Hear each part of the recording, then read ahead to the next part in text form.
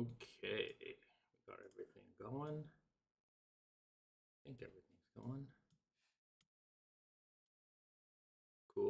Cool. All right, looks like we are live, everybody. Welcome to the Naked and Famous Denim Friday evening, Saturday morning for us live stream. It's a live stream. Yes, it is a live stream. Right here on the internet. We are streaming on YouTube and we are streaming here on Instagram. And it's great to see everybody. Welcome back to the show. Welcome back to the channel. If you haven't been here for a while, welcome back. If it's your first time here, welcome to the party. And if you're a long-time member, always great to see you again. Let me know where you guys are checking in from. Risa and I are here in Yokohama, Japan, which is why it's morning time. But I know many of you guys are tuning in from North America or Europe. Let me know where it may be the evening. It is October 1st, so we are streaming to you from the future, depending on where you are in the world. It's already October here. That's why we've got our flannels on. We're gonna stay nice and cozy here for the month of October and into the beautiful fall season as we are getting into. We've got Gary G on Instagram checking in from Canada. I like that place. Nice place. Troy S in the YouTube chat checking in from Chicago, and we got Sugary in Michigan in the house. Melody Murray, hello from LA. Welcome back. Michael Udall, hello from Arizona. Iwan, howdy from Portland. And Rice W5, familiar face, hello from Birmingham, UK. Miss Ian's DC in the house. Aiden Yobert, I was going to say Naked and Famous Denim NYC, and just NYC. You could be at the store. I don't know. Welcome. Okay, we've got lots of people in the chats everywhere. Cleveland in the house. Good friend Moonshiner John Passout in the Instagram. Send us your questions. We're gonna answer a lot of your questions today. We're gonna preview some new product. We'll probably get into some off-topic rants and conversations. You know, it's always a great time here. So welcome everybody to the chat. We've got Simba from Westminster, California. Westminster. Can't read. Max, hello from Denver, Colorado. Hello. Michael Udall with the first question. Are there going to be any chore coats coming out soon? Soon is, I guess, a relative term. Right. But there are going to be some chore coats coming out this season. I'm going to say that they're probably going to be... A lot is coming out in October. And then a little bit, like, it's going to trickle into November. So in the next couple of weeks, yes, there will be some chore coats. So the answer is yes, we will have a few. Sugary asks a good question. How many jeans are made for each type in a season? How many jeans are made for each type? I'm not actually sure what that question means. How many styles do we make each season? We make usually about 10 to 12 new fabrics at least 3 fits for men's. Yeah. At least. So do the math. Yeah. We'll probably make more than 40 a season with like extra fabrics, extra fits. Yeah, there's a few strong guys in there and some stack guys. Yeah, around that. Maybe in a year will be like 100. Yeah, because there's like a lot of non-seasonals that are not core. Obviously, core's. Yeah, so the non-seasonal stuff like a capsule collection or like a quick strike kind of drop, like what we did with the Selvedge. Yeah. I would say up to 150 maybe, if you include all the fits. Oh, if you include women's and everything, it will probably be around there. Yeah, maybe there, maybe even more. So the answer is a lot. Yeah. So there's a lot of options for you every season. Okay. How many of each style? I think we answered that question. If we didn't answer your question, let us know. Okay. Oh, like how many do we make in bulk? Oh, well, a lot. The answer is a lot. That varies also from style to style. What happened with the Selvedge ID from the coin pocket? Also, why only a few pairs of jeans are in 42 and 44 size? Bucharest asks. what happens to the Selvedge ID from the coin pocket? It depends on the coin pocket. So if you see a jean, if we make a jean and the coin pocket is like, sorry, over here, is like this, and you see the Selvedge, well, obviously it's exposed. But if you don't see the Selvedge, look inside, because we'll hide it sometimes. And we think that the hidden Selvedge coin pocket is a fun detail. So it kind of depends on the style. If it's a Selvedge denim, if it's not a Selvedge denim, then obviously it won't have a Selvedge coin pocket either way. But if it is a Selvedge denim, it's either exposed or it is hidden. And as like for the 42 and 44, we make them in almost everything. It's just like maybe not Super Guy 44, but yeah, Super Guy will usually go up to 40 or 42. Yeah, but the thing is, like, we make it in almost everything. We just like sell out quickly because we don't make that many like quantities in them. We don't make that many in total. Maybe per style there might be, but 40 there's more than 40.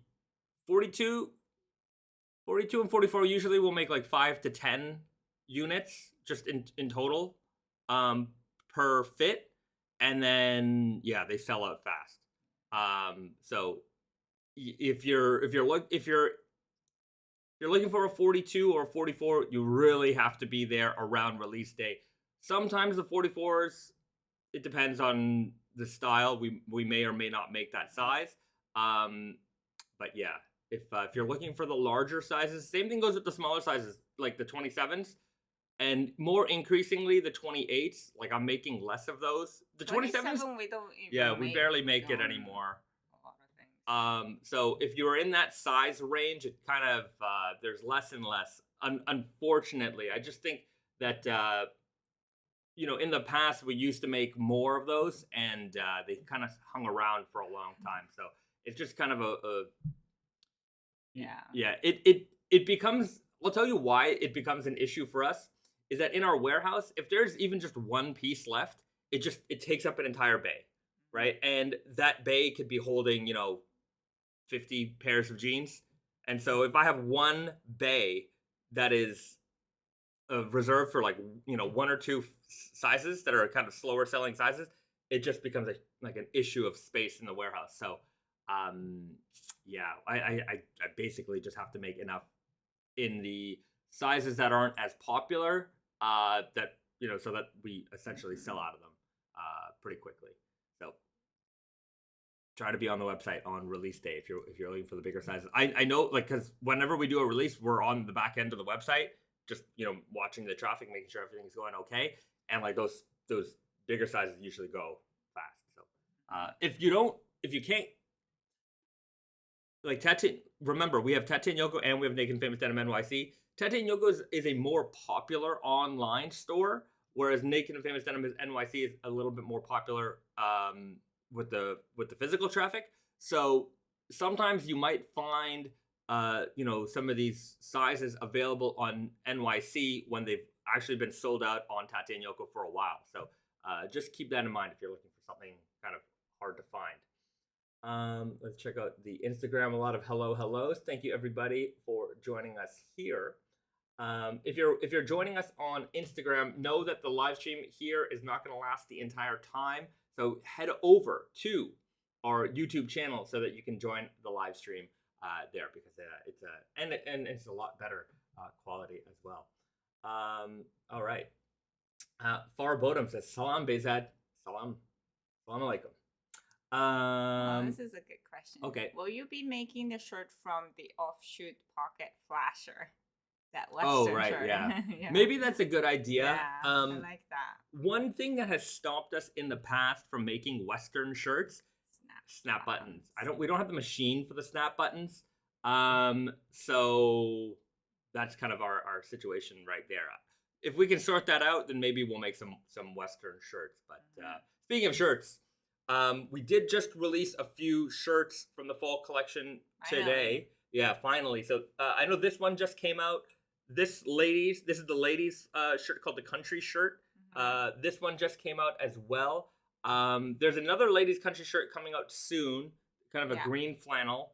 But this one came out in men's too, right? Right. Yeah. This one's also available in men's. So it's a heavier weight. You might have seen me if you follow me on Instagram. Did I? I don't remember if I posted in this photo, but I've been wearing this one a lot. It's a very thick brushed flannel in this beautiful houndstooth pattern. Houndstooth check. So check it out. A lot of great new shirts headed our way very soon. There is, if you go to the website and you see something you like, because we don't do like formal announcements for the shirts like we do with the jeans. If there's something you like on the website, sign up for the email notification, and it will basically send you an email the moment that becomes available in stock. So if there's something you're keen on, you don't want to miss out on a size, sign up for that notification, and you'll be sure to be made aware when it comes out. Yeah. You can also sign up for your SMS. Oh, right. That's text. right. Yeah, SMS text messaging. That works as well. Does anyone ever text anymore? I don't think so. I mean, when you text, it means it's like WhatsApp or something like that. Right. Everyone's using the chat programs now, right? I think so. SMS text messaging. I remember when I used to pay for a plan. I get 50 texts a month. 50? Yeah, 50. That's not much. And it wasn't, I guess it wasn't much, but remember they used to charge you like 10 cents a text? Yeah, and then like if it gets longer, it splits into two, and they charge you for two. So you had to get really creative with like, how you spelled words. Yeah. That was a lot of fun. I used to have a little tiny keyboard for my phone that I would plug in, type it in. That was before the sidekicks and all that stuff. Never had one of those. All right. You know what else I wanted to mention?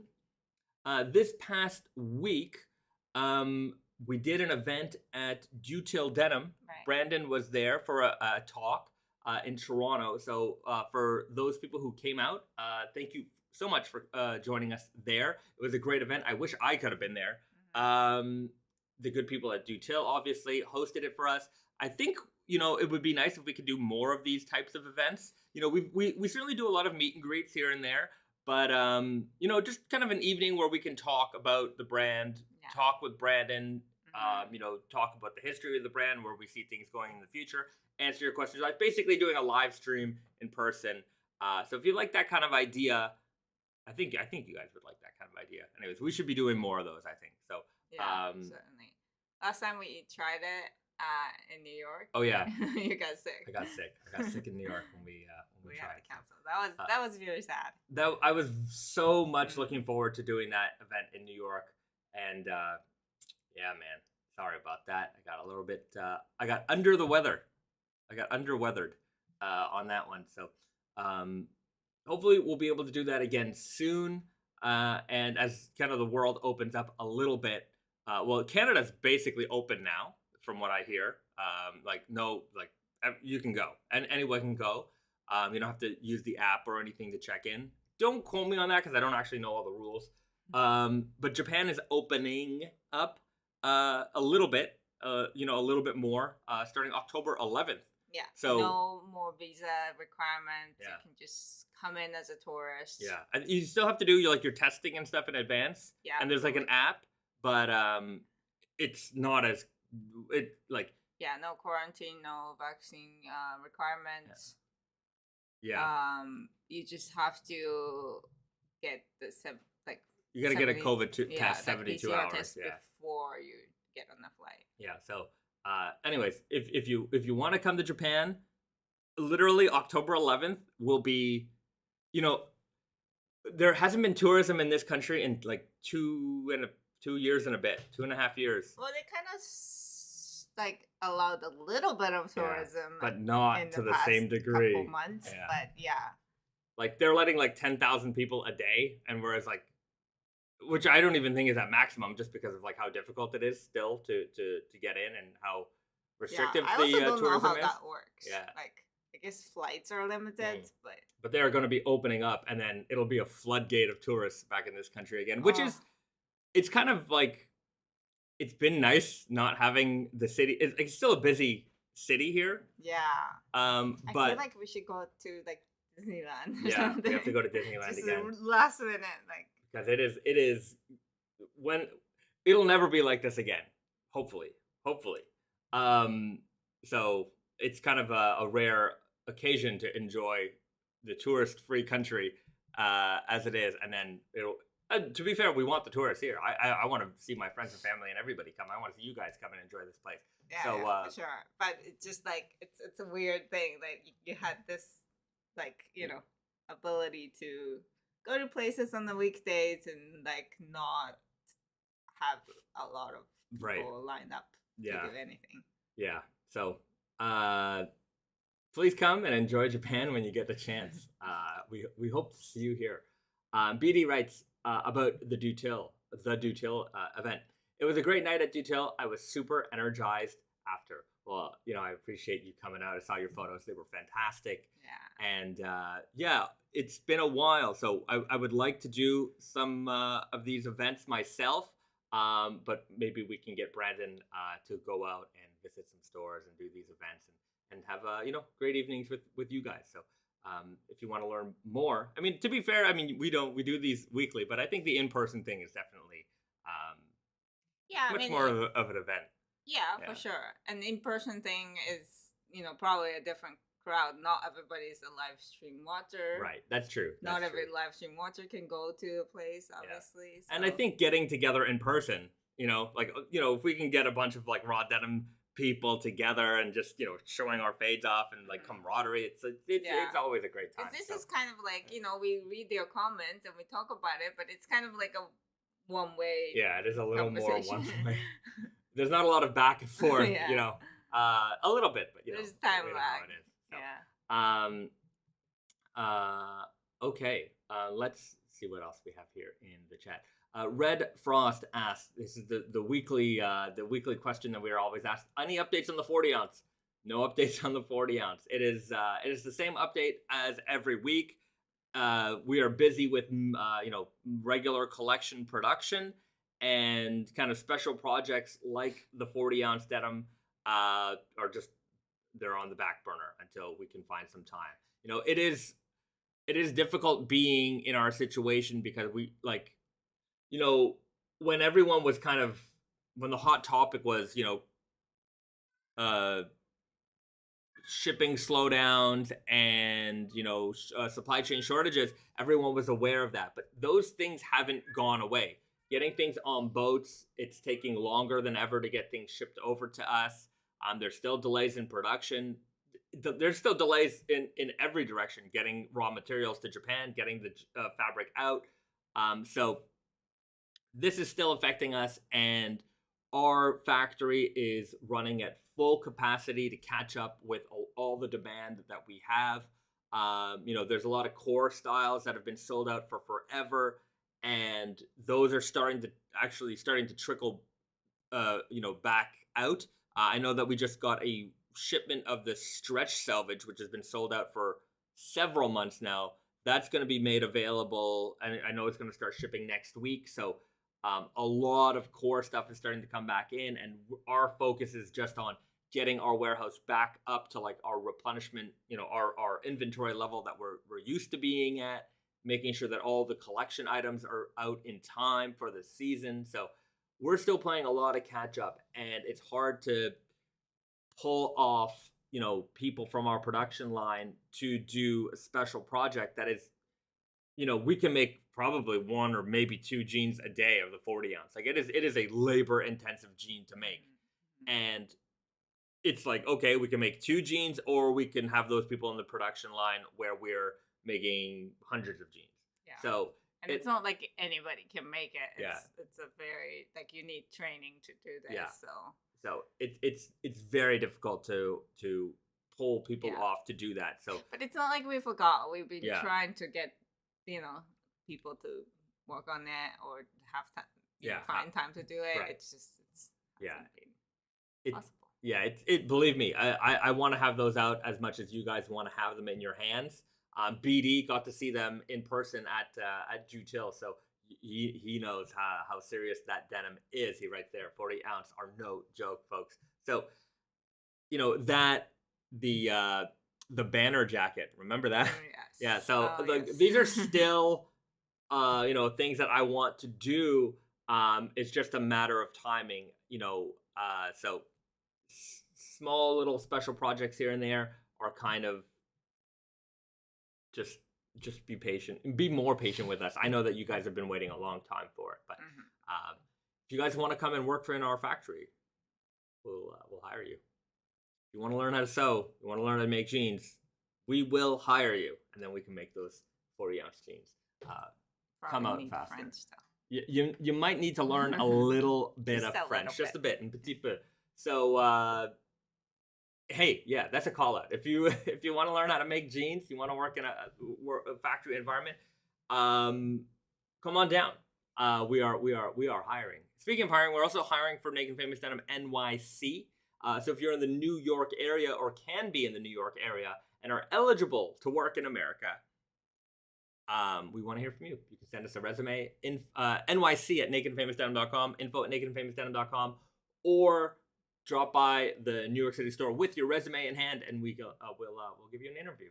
I do appreciate all the people applying from outside of America, but the honest to goodness truth is I can't hire you.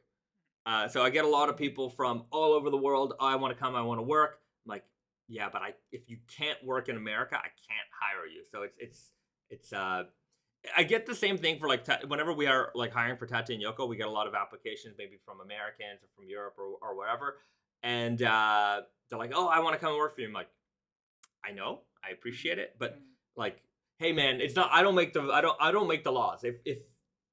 If I did make the laws, I'd hire all of you. I wouldn't care. You know what I mean? But you know, I gotta play by the rules. Yeah. Yeah. So keep that in mind. Keep that in mind. All right, we have a question. TL Sorensen asks a question on Instagram. You need to focus on the core of the business. Okay. If you could fix one issue, what would it be? What would it be? What would one issue be that we would fix? Let's see. That's a good question. That's actually a really good question. Yeah. What could we fix? I think in general, our communication could be, I think we do a good job, but I think we could do an even better job. I think if we had the ability and the manpower to create, longer videos, better, like with, more models, like I just want to see more pictures of things, right? If we could show off, the fits a little bit better in our videos, like have every fit covered, and maybe even, I was thinking about it this morning, like, it'd be a really cool idea if, like, for every jean that we released, we had like a full on, like, a month or a week in this jean. So it's like, here it is from day one. Here's how I feel in them day 7. Here's how I feel in them in like, day 30. But the resources for that is a lot. Yeah. But that would be such a cool way to showcase like each and every fabric. Yeah. If we had enough employees, we can have them wear the sample for like, 5 months, 6 months. Yeah. and then document each like a every faded story. jean for every single release. Yeah. But we don't have that many stuff. I watched I watch a lot of denim content on YouTube. I love denim content. And the big brand, the big one, they put out this commercial, and it was a good commercial, and it was like kind of like the evolution of a jean and how you can wear it forever. And I'm like, oh, that's a good commercial. I like it. And then I saw there was like a behind the scenes like of how they made the commercial, and I'm like, there's more people working on this commercial than our entire company. Like it was I'm like, wow, there's so many people working. Not here. Everybody's full time. Yeah, that's true. But I would imagine that the budget for that commercial was like, it was a lot, like a lot of money, and I'm like, wow, if I had like half of those resources, I could probably like scrap together like, I think we're a scrappy brand. We work with what we got. And I thought, if if you're like an independent filmmaker or things like that, you find that like, you know, you can do a lot of the big things without having to spend so much money. But when you're big, you know, you've got the money, you've got the resources. Okay, whatever, we spend a little bit more, but we're gonna get it done. We'll do it the easy way. Maybe you're gonna have to, you know, if you're scrappy, you kind of got to do it the hard way, but you'll get it done. But yeah, like those types of things, like I wish I could show off a lot more. Obviously, I think the bigger that we get, we'll have more resources, more employees, more creative people, and we can you know, try to highlight all of the denim stories that we can, shirt stories, like all of the products. Like there's so much story behind each and everything that we put out. And you know, we do put out the weekly video. We talk about it as best we can, but I think like a journal of the denim would be a really, really cool idea. Yeah. Yeah. Style them. How to style them. Yeah. Yeah. So there's so many topics. Like Yeah. they're right. Like it, you know, we have the product videos. We could talk about just, you know, what fit is the right fit. Like just there's so many like deeper questions that could use videos, and it's hard because, you know, all the knowledge that we have is like it's in our brains, and it's hard to, you know, get that all out. And like I'm not a video maker. As many videos as I make, right? I'm not like, that's not my calling. So, but also like, you know, like a lot of the times, like when we have new denim, like we don't know how it's gonna fade. yeah, Like we have an it's idea. Not, it's not like a science where you can just calculate how it's gonna fade. Like it obviously it depends on the person who wear them, but also like we don't know how it's gonna look like, and we just simply don't have the resources to figure out, you know, what kind of fade you can achieve in each denim before you sell to the consumer. And you know, once it's on the market, you know, a lot of people tag us on Instagram and stuff like that. But yeah.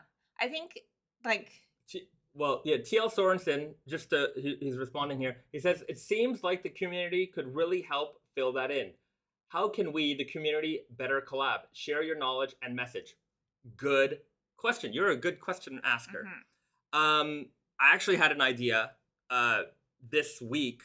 You know, we talked about it during we have a weekly meeting with our staff, and we were just kind of talking about it because Garrett did a great video on the Tate Yoko Instagram the other day, and he just kind of went around the office and he asked people, "Hey, what are you wearing today?" Right? And you know, this is a pretty popular. I think it's a pretty popular YouTube style video. Like reels. Yeah, I watch these kind of videos. I love it. You know, if you're in New York and France and Paris and London, like I just want to see what people are wearing everywhere in the world. So I'm very curious about that kind of stuff, and I always like seeing what people's outfits are. So as Garrett went around the office asking people, and I'm like, you know, back in the day, and yeah, from time to time we still do it, but like, you know, a customer would come in the store and they had just such a cool outfit, and we would put it on our Instagram, say, hey, this person walked in.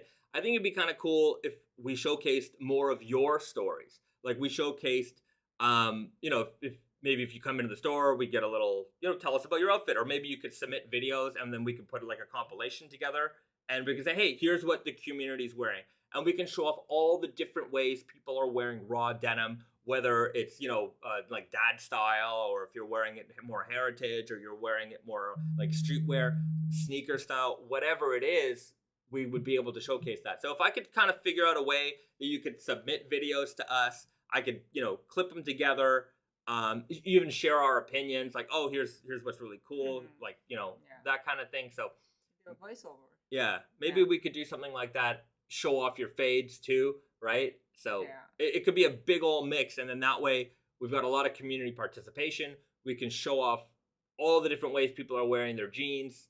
I think that could be a lot of fun. Yeah, and I also think that like you know, like we do like a fade wall program where like if you have worn your jeans and you have good fades on your jeans and you want to like trade it off for like a discount on our store, you could do that. But a lot of people probably want to hold on to those jeans too. Yeah. So like if we could just like borrow the jeans for a bit and do like fade reviews, because fade reviews I feel like is very important, especially for like the core products. We've had this for a long time, and we are going to have them for another long time. So it's like it's good to have all the resources, and we don't have every single jeans that we can put on the fade review, so that might be kind of like and that's another thing. I definitely need to do more of those fade review videos.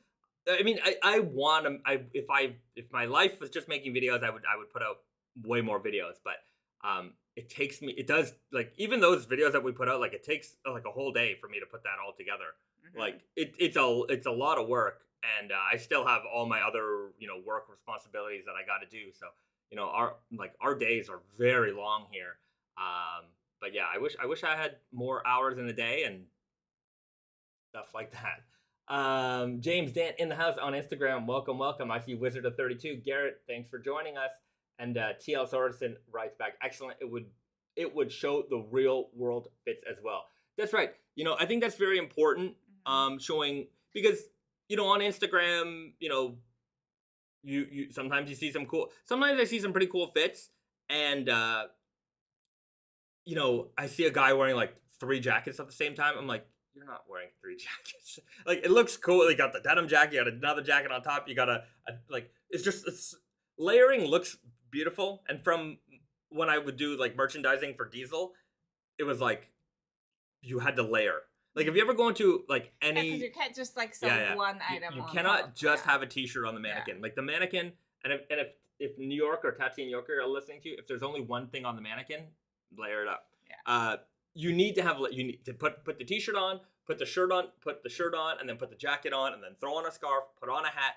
You just need to layer it, and layering looks beautiful. But sometimes some of these fit pics I see online can get excessive with it, and beautiful photo, but not always real world. So seeing how people wear their jeans, put their outfits together in their day to day, maybe you can show us how you're dressing up to work. If you're going to the office, if you're going to the farm, you're going to the warehouse, whatever it is, it'll be a great way to showcase one jean, in all these different ways that people can wear it. That's a cool way to show that off. Everyday Dre Day writes something about modeling for us. You got to send us a DM. We're anyone need a model in New York City? Maybe. Just shoot us a message. Okay. Ray Tattooed Boy writes, yeah, I'm working on a pair that I'm using when I do my paintings. Paint all over them, and I still get compliments when I wear them out. Fantastic. We'll definitely get you on. Anyway, I'll figure it out, and then we'll see how we can get these submissions over. What I think I should do is I should make like a template video and say, okay, like just film it like this, anyway, we can figure it out. So long as you have a decent quality camera, if you have an iPhone, basically those are always good, or like a hand camera with a good video setting. Anyways, we'll figure it out. The more good idea, Risa. Fantastic. Okay. So there's a lot of comments coming in. So I'm trying to catch up with what's going on. Okay. Cathedral Ring writes, easiest way to do it is a good custom hashtag and reposting on the story. Gets buzz popping with the least amount of effort or any real resources involved. Cathedral Ring writes that. Okay, you know what? Let me tell you something about Instagram and like you do almost all of the good ones that are like I share a lot on Instagram. So if you tag us on Instagram, Naked Famous Denim, or use the hashtag Naked Famous Denim, I go through everything. I look at everybody's photos and I share everyone's fit pics. I like boot shots. People put a lot of boot shots up, so I share a lot of those. But Instagram, you guys who are watching now are probably our most devoted followers. That's why you're here on the live stream. You're here on Instagram watching us live. But our reach on Instagram, just the way that Instagram works, has been crippled. Our latest post I saw, we had less than 1% reach on it. And so we have like 112K followers and I'm getting like 90 likes, 150 likes, that's because Instagram does not share our content with the community. You guys might see it because you're the most devoted, but in general, people are not seeing our content. And it's not for lack of effort, I think, It's happening to everybody. it's happening to everybody. So if you are seeing our content, just give it a like, because that helps it. It helps the reach of that content, so that more people can see it, more people can find it. Yeah, and then especially if you want to keep seeing our content, you have to engage continuously. Even though like you don't maybe you have threshold of likes and didn't reach it, like you kind of have to. It's kind of annoying because I know what it's like, because like sometimes I'm just in a scroll and I don't want to have to tap like on everything I see, even though I might whether I like it or not, it doesn't matter. Like I'm following that person, so I want to stay up to date with that content. But the way it's working right now, I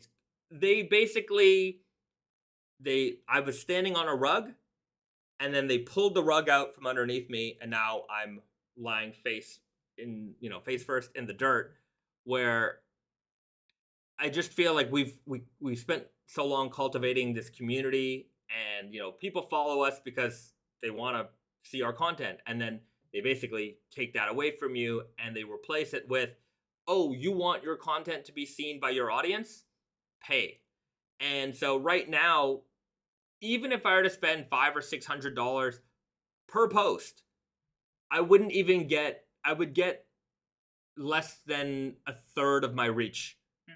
Right? That's what it's like right now. So basically, Instagram is gambling on big companies who have infinite marketing budgets or $1 million marketing budgets to be like, oh, well, we can spend $1 million on Instagram this year. And they will do it. I certainly cannot do that unless you guys want to pay significantly more for your products. Something tells me that you don't, and I don't want you to. So, your engagement is our way of like hacking the system a bit, because Instagram will see, hey, if they're getting popular engagement, we're more likely to show it. And I know that it's not necessarily like I said earlier, like I don't like every photo I see, but I want to see every photo that I like from the people that I follow. Yeah, the reason I follow them is because I want to see their latest post, but like, I feel like I see more like suggested posts than what I follow actually these days, and that's really annoying. Yeah, Stacy Sky Blue 11 writes, that's Zuckerberg's fingerprints all over it. It is. I mean, they did that to Facebook. We used to have a thriving Facebook community, and then they basically did exactly that. And it must have worked for them, because that's why they did it on Instagram, right? Because they're just looking for the whales, right? Yeah. It's like how a lot of mobile gaming works, right? It's a free-to-play game, but there's a 1% customer who are just absolute whales, and they spend all the money to keep that game running and alive, and they're still making tons of money. So, that's just how it works. We're I don't want to spend any money on ads. So, that's how that is. There was another comment here that I saw. Oishi Lopez writes, Oshi, not Oishi, Oshi. Oshi Lopez writes, Instagram used to let you see other people's likes. Now you can't. Maybe they should put that feature back. Actually, they did bring that feature back. So they took it away so that you couldn't see the likes anymore. And then they brought the feature back as a option, so I could turn it on, which I did because I wanted people to see how, I thought if I put it on, people would see kind of how ridiculous it is. But now when I put it on, I think people think that we have like fake followers or something. Yeah, but that's how you used to be able to tell how people who have 1 million followers, they don't actually have that big of a presence. Yeah, but if you scroll back to like early posts, you'll see 2,000, 3,000, 4,000 likes per post. Things are and different. it's like it is completely different now. And like now I can see the analytics, and it literally tells you, this is how many people we like saw this. Yeah, and also like you know how like they have the bell to like notify. Yeah, it's like that's the whole point of like following. Following means that we want to be shown that content. Why do I have to like click the bell? Yeah. So if you guys see our content, help us hack the system, hack the planet, and hit the like button just to try and up our engagement, and that way you will certainly be more likely to see our content, and our content will also be viewable by others. But that's why we have Instagram, that's why we have YouTube, and we talked about creating more content for all of our products. But even if we did all that and the system cripples us, nobody's going to see that content. So it's important that there is some level of engagement on it, so that it plays within the algorithm. They're always changing these things around. It's a tough one, because they can literally snatch your audience right from underneath you anytime they want. I was gonna mention, like, on our YouTube channel here, we don't monetize anything. Like, none of our videos are monetized. And I also feel that because of that, the overlords at YouTube don't make any money on us, right? And so I think that also hinders some of our searchability, because they want to ensure that they're making, I mean, look, they're providing a great service, don't get me wrong. But just the nature of the game, I don't want ads running in front of our content. I feel like it's a PBS ad. If you want to have commercial-free content, blah, blah, blah, blah, blah. I'm not asking you to donate. Just hit the like button anytime you can. And as BD says, as a great reminder, sounds like you should always be giving a like, share, and subscribe to the channel. So please do that. Tell your friends about us. We certainly get, our entire business model has been based on word of mouth, right? We've never paid for an ad. We don't do magazine stuff. I don't like, when I say don't pay for an ad, I've never paid for a magazine ad, and we've certainly never even paid for a YouTube or Instagram like promoted post or things like that, like Facebook ad. We don't do any of those things. Like, all of our success has come from you guys telling your friends about us, sharing your love of our products, and we appreciate that, and we want to keep that alive.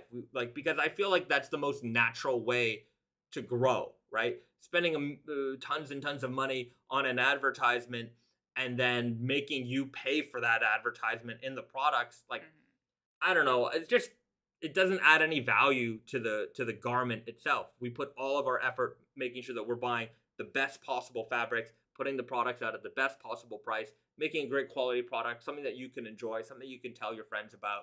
And when you tell your friends about products, whether it's jeans or anything, if you enjoy it, that's a very honest way of growing, right? If I like a camera, I tell my friends about it who are into cameras. Or if someone might ask me, hey, Bezat, I'm looking for a new camera. What should I get? And I'll say, okay, well, here are the ones that I think are pretty good right now, blah, blah, blah, blah, blah. And that comes from a very unbiased, like, nobody's paying me to say that. Nobody's giving me, free cameras.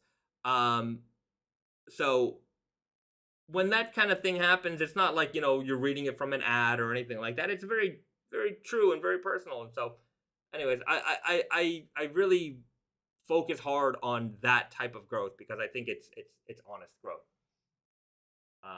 Let me know your thoughts on that. What do you guys think? Am I stupid? Should I be paying for ads? Oh, it's just kind of like, with the YouTube thing too. Like, it's like, obviously we're not going to put an ad on the video that we're, that's like a brand explaining about our product. Right. It does seem silly to do that. I've seen people do it. Yeah, but it's like, that's the thing. Like, you could be bullied into doing that, because even if you don't want to do it, and like, how much money are we going to get? Like, tens of dollars? Like, it's not going to be enough for us to want to do it, but you're forced into doing that just so that, like, more people can watch it. Like, that's just Yeah. It's really like a bad cycle. Yeah. You know? It is. And like for the tens of dollars that I would make, I would inconvenience thousands of people. Yeah. It's just not worth the trade. It just isn't. So I remember a long time ago I was reading that like YouTube was gonna start running ads on channels that weren't monetized just cause. And then I thought to myself, wow, that's literally stealing. Right? Anyways. Well, we're gonna stealing, but I think it's stealing in the sense that they're taking ad revenue from content that you created. Yes. So like the thing is like it should be a mutual like, agreement. Like, I don't mind having like ads like on the side screen when you're like looking at YouTube on like the desktop. On the desktop or whatever. Because that's how they used to make money, and that's how like we didn't have ads before. So that's Yeah, but YouTube is now like TV, right? And TV is how many dishwasher detergents can I sell or whatever? The shampoo. Exactly. So I don't want a shampoo ad running in front of my content, and I certainly don't want another denim company's ad running before my content. So yeah, it doesn't make any sense. It doesn't make any sense. Somebody asked. And this is a good question. Good question. Where'd it go? Somewhere here. I forget who asked it, but somebody was asking for a sock recommendation. I'm gonna go with anonymousism.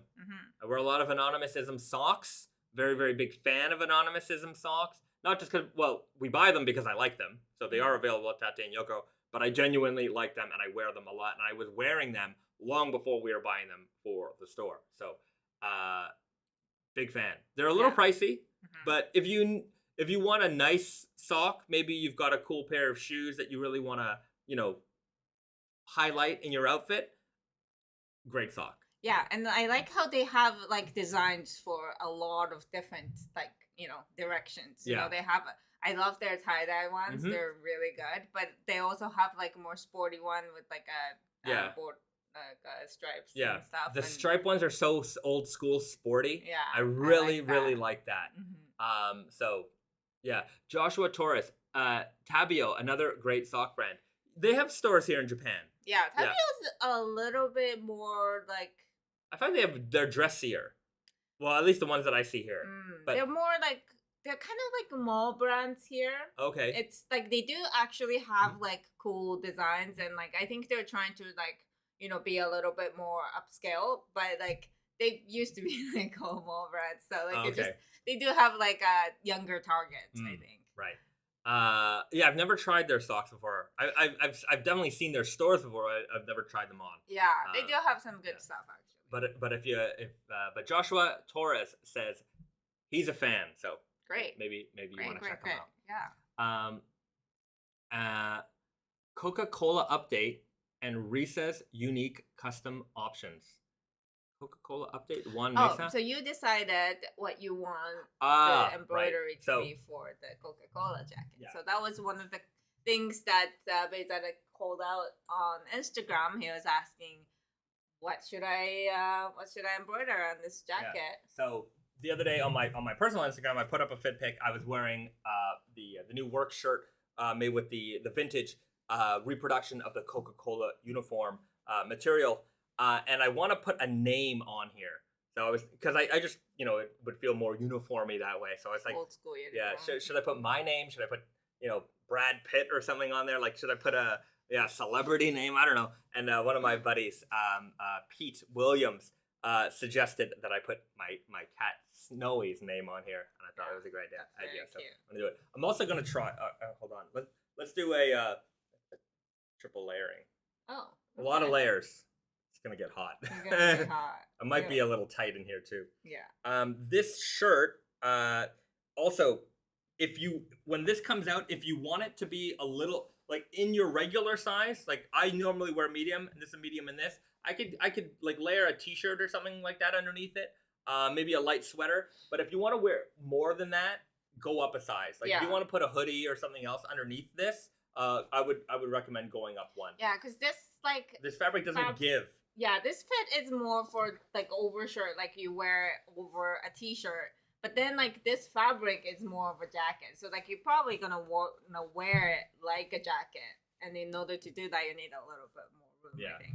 See what I'm talking about? Like triple layering. It always looks better, right? Isn't this a better photo? Anyways, it just is. If I put a denim jacket on top of this, I think it is more to look at. Obviously, yeah. But that was one thing. Whenever I would do like the mannequins and stuff at Diesel, it was like, if you didn't have enough stuff on there, it was like, no, you gotta put on more, more things. Obviously, you're trying to show more stuff. When polos were really popular, it was like, okay, put at least 2 or 3 polos on there, all pop everything. So so this jacket's gonna be coming out soon. If you want it to be a little bit more of a layering item that you can layer a lot more with it, go up one size. If you want it to be a little bit more fitted and streamlined, and this is your main thing with a thinner layer underneath, then just get it in your regular size. So two ways to enjoy this one. It's also going to come out in a work pant trouser. So if you can go full uniform if you want. Anyways, let's change that one out. Getting a little tight under there. Go full uniform? I might. Okay. So, this jacket needs a jacket to keep it warm. Yeah, exactly. Like layering on top, like if you put a puffer or something on top, like, no problem. Obviously no problem. Right. Writes W5, I'm usually never into long sleeve shirts, but I really like that. Yeah, because it's more like a jacket. Yeah. It's a shirt jacket, kind of a hybrid piece. So, long sleeve shirts, I like them. I mean, I wear a lot of flannels. I have to roll up my sleeve always, though. Yeah, I prefer to roll up my. If I'm so wearing, I don't know if I like the long sleeve. Maybe I just don't. Wearing it. If you're wearing it on its own, I feel like I need to have it sleeves rolled. Yeah. But if I'm wearing it with a jacket, no, the sleeves need to be down. Like if I'm, it's gonna get. Like, it's gonna get bulky. Yeah. But like if I put it on with a chore coat or really any jacket, obviously sleeves down. But if I take that jacket off, unbutton those sleeves, so roll weird. them up, like it's a compulsion. Like I cannot have it. But even with shirts like this, I mean, flannels are very versatile in the sense that like you can wear them open, you can wear them buttoned up. Like you have a lot of like dad style would be to like button it up, tuck it into your jeans, and you're ready to go. Some t-shirts or underwear. For older generations. T-shirts are underwear for older generations. That is it. See, this is what I'm talking about. These are the kinds of videos where it's like, okay, like 5 different ways to like wear a flannel shirt, and here's why, and we could talk about all the different styling and whatever, but time, resources. I need a video team and crew. We need to sell more jeans so that we can afford that, that we don't have to increase prices. So like that original question was like, how do we make our business better or whatever. I think that one thing is that if we could have more outlet, like more stores throughout the country or the world, that would definitely make it more accessible. And also we have like each store would have staff and customers that just like more contents are going to be made because of that. Yeah, that's true.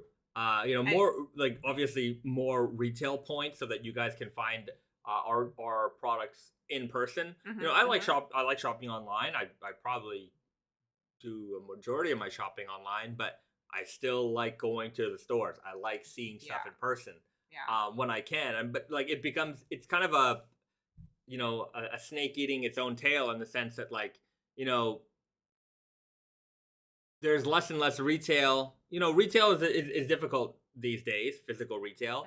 And so maybe they're not taking as many risks with the products that they have because they, it's difficult. You got to be able to sell what you have. So, you go to the store, they don't have what you're looking for. You find it online, you buy it online. And it's like, so now I'm not, you're less inclined to go to the store. And then when the store does bring in the stuff that you want, maybe you've already, passed that point. Oh, I don't, you know what I mean? Like sometimes you walk into a store and they don't have what you're looking for, and then it just never really comes back to mind, right? It's like, oh, that store didn't have what I needed, right? So it's just kind of difficult. So even in the retail space, like everybody, I mean, it's not just really every industry, just has to be very on their toes in terms of the communication and making sure that everybody knows what their story is, what kind of products they carry. Yeah, it's all a work in progress, I guess. But yeah, you just have to, I guess we just have to be more aware and do. I mean, yeah, back in the day, I guess there wasn't online to compete with, so people would just go to the shops when they want to shop and browse and things like that. Go to the mall, but there's no right. Hand fill beats photography. Yeah, and I think it's true when it comes to the clothing because you actually have to wear it. Yeah, and touch it all the time. So it's yeah, it will be nice. We to try have like we do those like kind of close up fabric shots on our product shots and like the scratch test. Like I'm trying to like engage your senses in some way because obviously if you could feel this, you would know just how beautifully soft it is and like thick and dense. But it's hard to convey that with just photos. Yeah. The gray flannel looks really good. Cameron Smith writes. Yeah. It is. It's a very nice fabric. Yeah. T.L. Sorensen, retail space is now the place to take chances. People will buy online, capture their imagination in store. Yeah, that's true. I mean, that's part of the reason why we have Naked Famous Denim NYC and Tate and Yoko. When you come in, it is a lot of denim. It's an experience, and if you're in the retail world but we also can afford to be that risque with kind of our direction. Like we sell one product. I mean, we sell jeans, right? We sell other things than jeans, but like we are a jeans store. Where other stores they have to do a lot of different things, right? And bringing a product line in or it's all a gamble for them, right? And retail is all independent stores can one or two bad seasons could be the death of you. So it's for them it's sometimes maybe easy to say that they have to be risque and this and that, but like I've seen so many stores in my life that are the most avant-garde risque stores that you've seen in your lives, and they're all gone.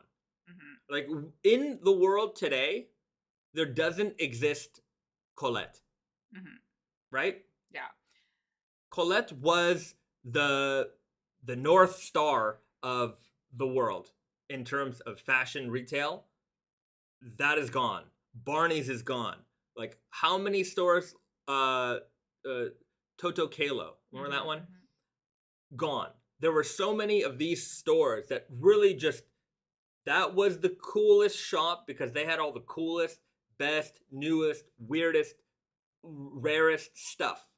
And they went balls out, didn't care. It was very conceptual. Yeah. And they did have like really like big reach. Like it's very sad to see that happening. But like as a observer, it's beautiful, right? But like, did it reach the consumer as much as it needed to reach the consumer? Yeah, right. And like maybe people liked looking at that stuff going into the store or whatever, but were they actually buying stuff there? Yeah, that's another thing. Yeah. Certainly they were for a while, but anyways, it's very difficult.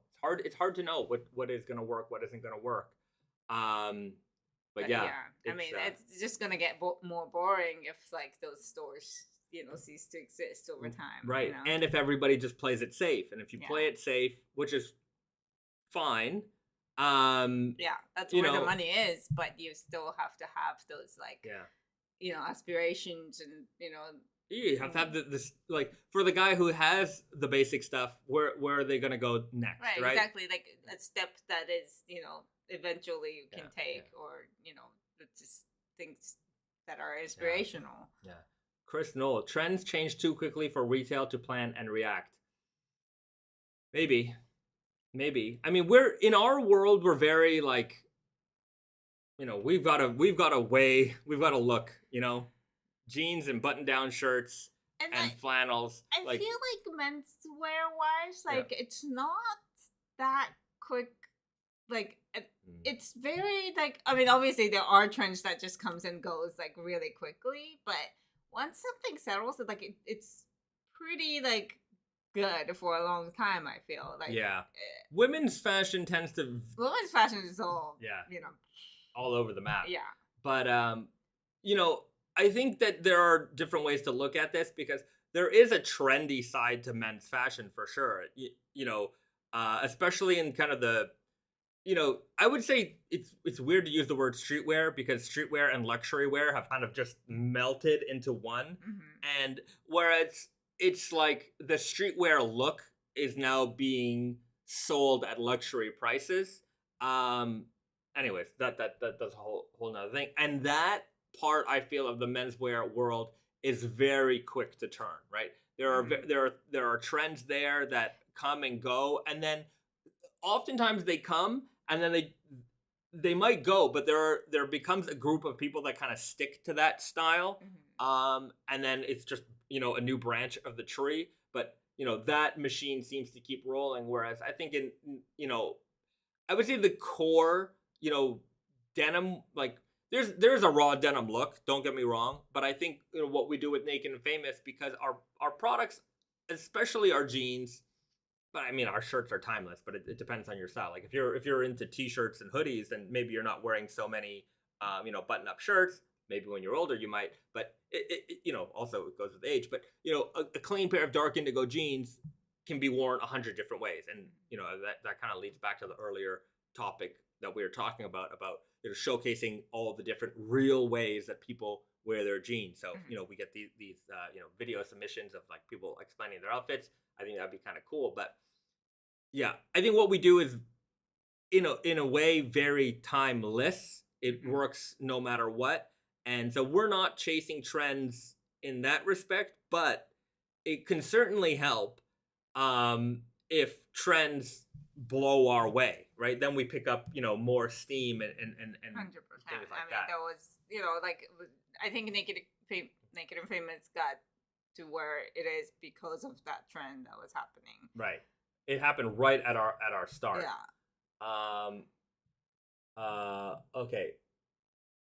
Okay. Stacy Sky Blue writes, the issue is also not the consumer, it's the landlords hiking up rent on retail premises. Businesses can't afford to stay open. I see it here in Australia, small to medium-sized businesses in particular. Mm-hmm. Yes, certainly landlords, but I'm gonna go on my little rant on the government. The government also doesn't make it easier for these people as well, right? Like there's a lot of regulations that everybody needs to follow, and like everything, like most businesses are small businesses, right? And it becomes increasingly difficult when you have to go around all this red tape and all this stuff that's been established. And like a big company, they've got lawyers and they've got staff and they've got all this stuff already figured out. Like when those regulations came in, they were ready for it, right? But if you're trying to start up a small business now and you have to figure out, wait a minute, I can't do this or I can't do that. And now there's just so much stuff that makes it harder for you. And yeah, like the regulations that prevent you from being able to grow hinders you. You've got the your landlords jacking up the rent, but they might be affected by some other thing.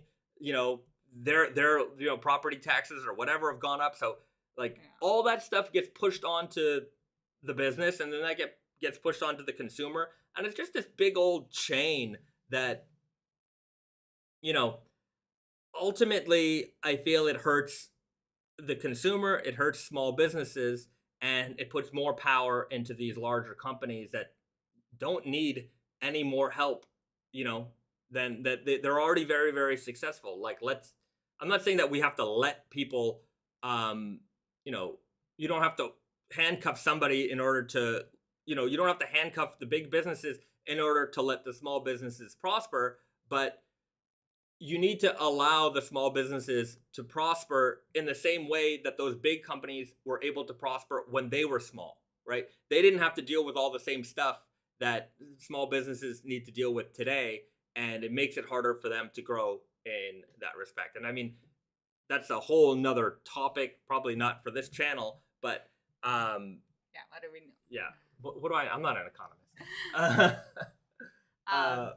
There's a couple, like, let's just change the topic back to exciting stuff. Somebody says, would you do another herringbone denim? That is a very timely question. Yeah, because we're thinking about it. Yeah, it's something that's actually in the works. So the answer to that question is yes. Yeah. Carl Murawski is in the chat. Hey guys, I hope you're having an awesome night. We are, and thanks for joining the chat. Also, thank you for putting up a pair of jeans for the Motherlode Grand Prize. Let me mention this because this is a lot of fun. So you guys, if you aren't following Carl, do it. Now's a good opportunity to do that.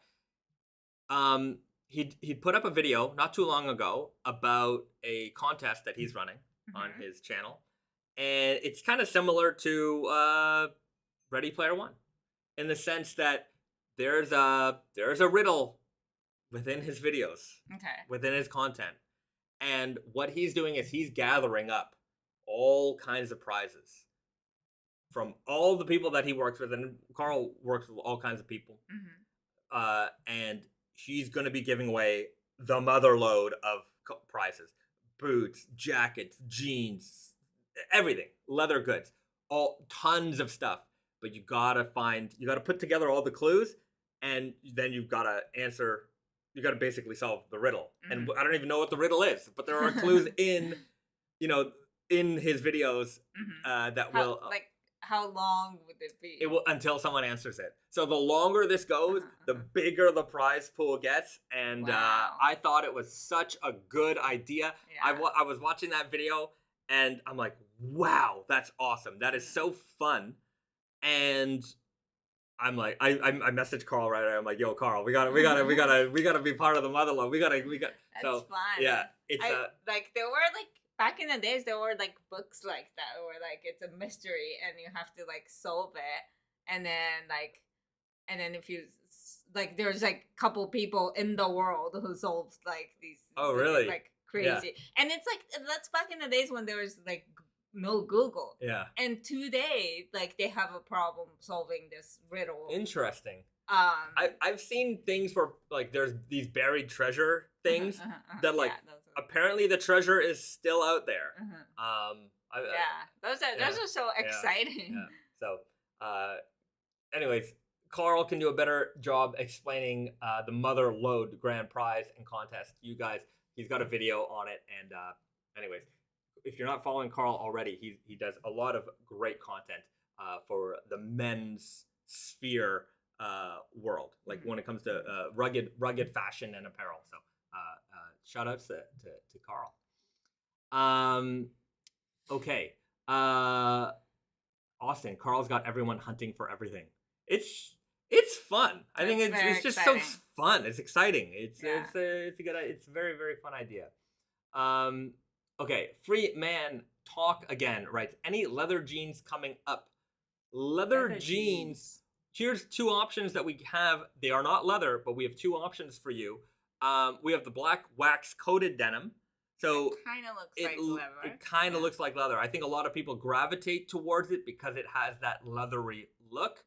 And then we also have the Matrix denim, the Free Will denim, which has a faux leather coating on top of an indigo Selvedge denim, and that is I don't know how many of they're on the website. It's on the website. Depending on your size, will depend on availability. But we have that one from the Matrix collection. That one was like, to me, it was a very exciting moment where like it looks like leather. Like it is. I mean, it looks like leather. It's not leather, but it is like the fake leather. Like fake leather nowadays is like so good. So it looks like it, and then you just like start to wear it, and then it's gonna start to, crumble, and then you see the denim, and then you fade the denim underneath it, and it's gonna be it's gonna be so cool. It'll take a long time. Unless they're your daily pair, it might take a while. Yeah, but they do work. They do work. So you've got two leather-like options available right now. Although the black wax stretch might be a little sold out at the moment.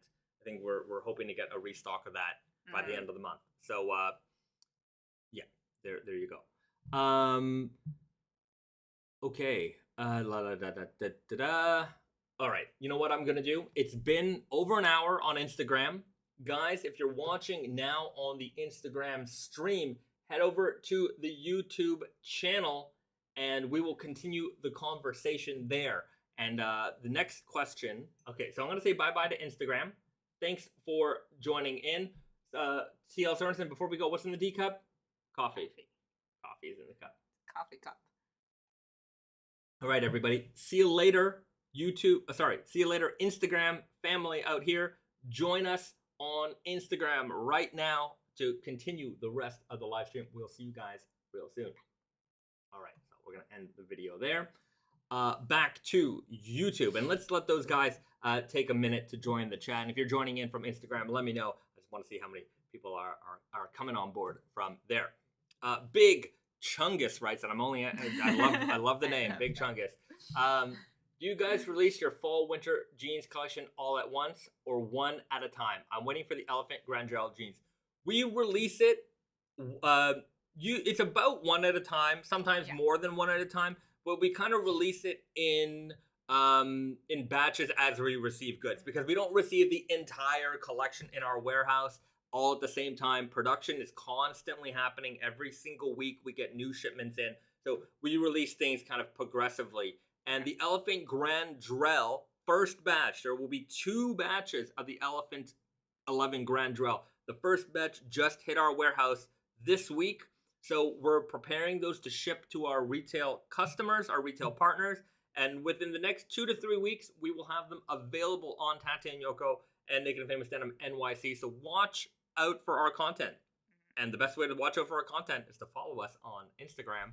Sign up for our email newsletter, hit the notification buttons, all that stuff. Watch these live streams because we try to announce everything everywhere, because I know not everyone sees everything everywhere, but if you definitely want to be the most up to date, follow us everywhere, and hopefully the algorithm will allow us to share that message with you. So coming relatively soon. Another question somebody had was, are we doing anything for Canadian Thanksgiving? And the answer is going to be yes. So Canadian Thanksgiving is on the 10th, October the 10th. So we will plan a little thank you event next week. So tune in for that. I talked about it earlier. I probably talked about it in August about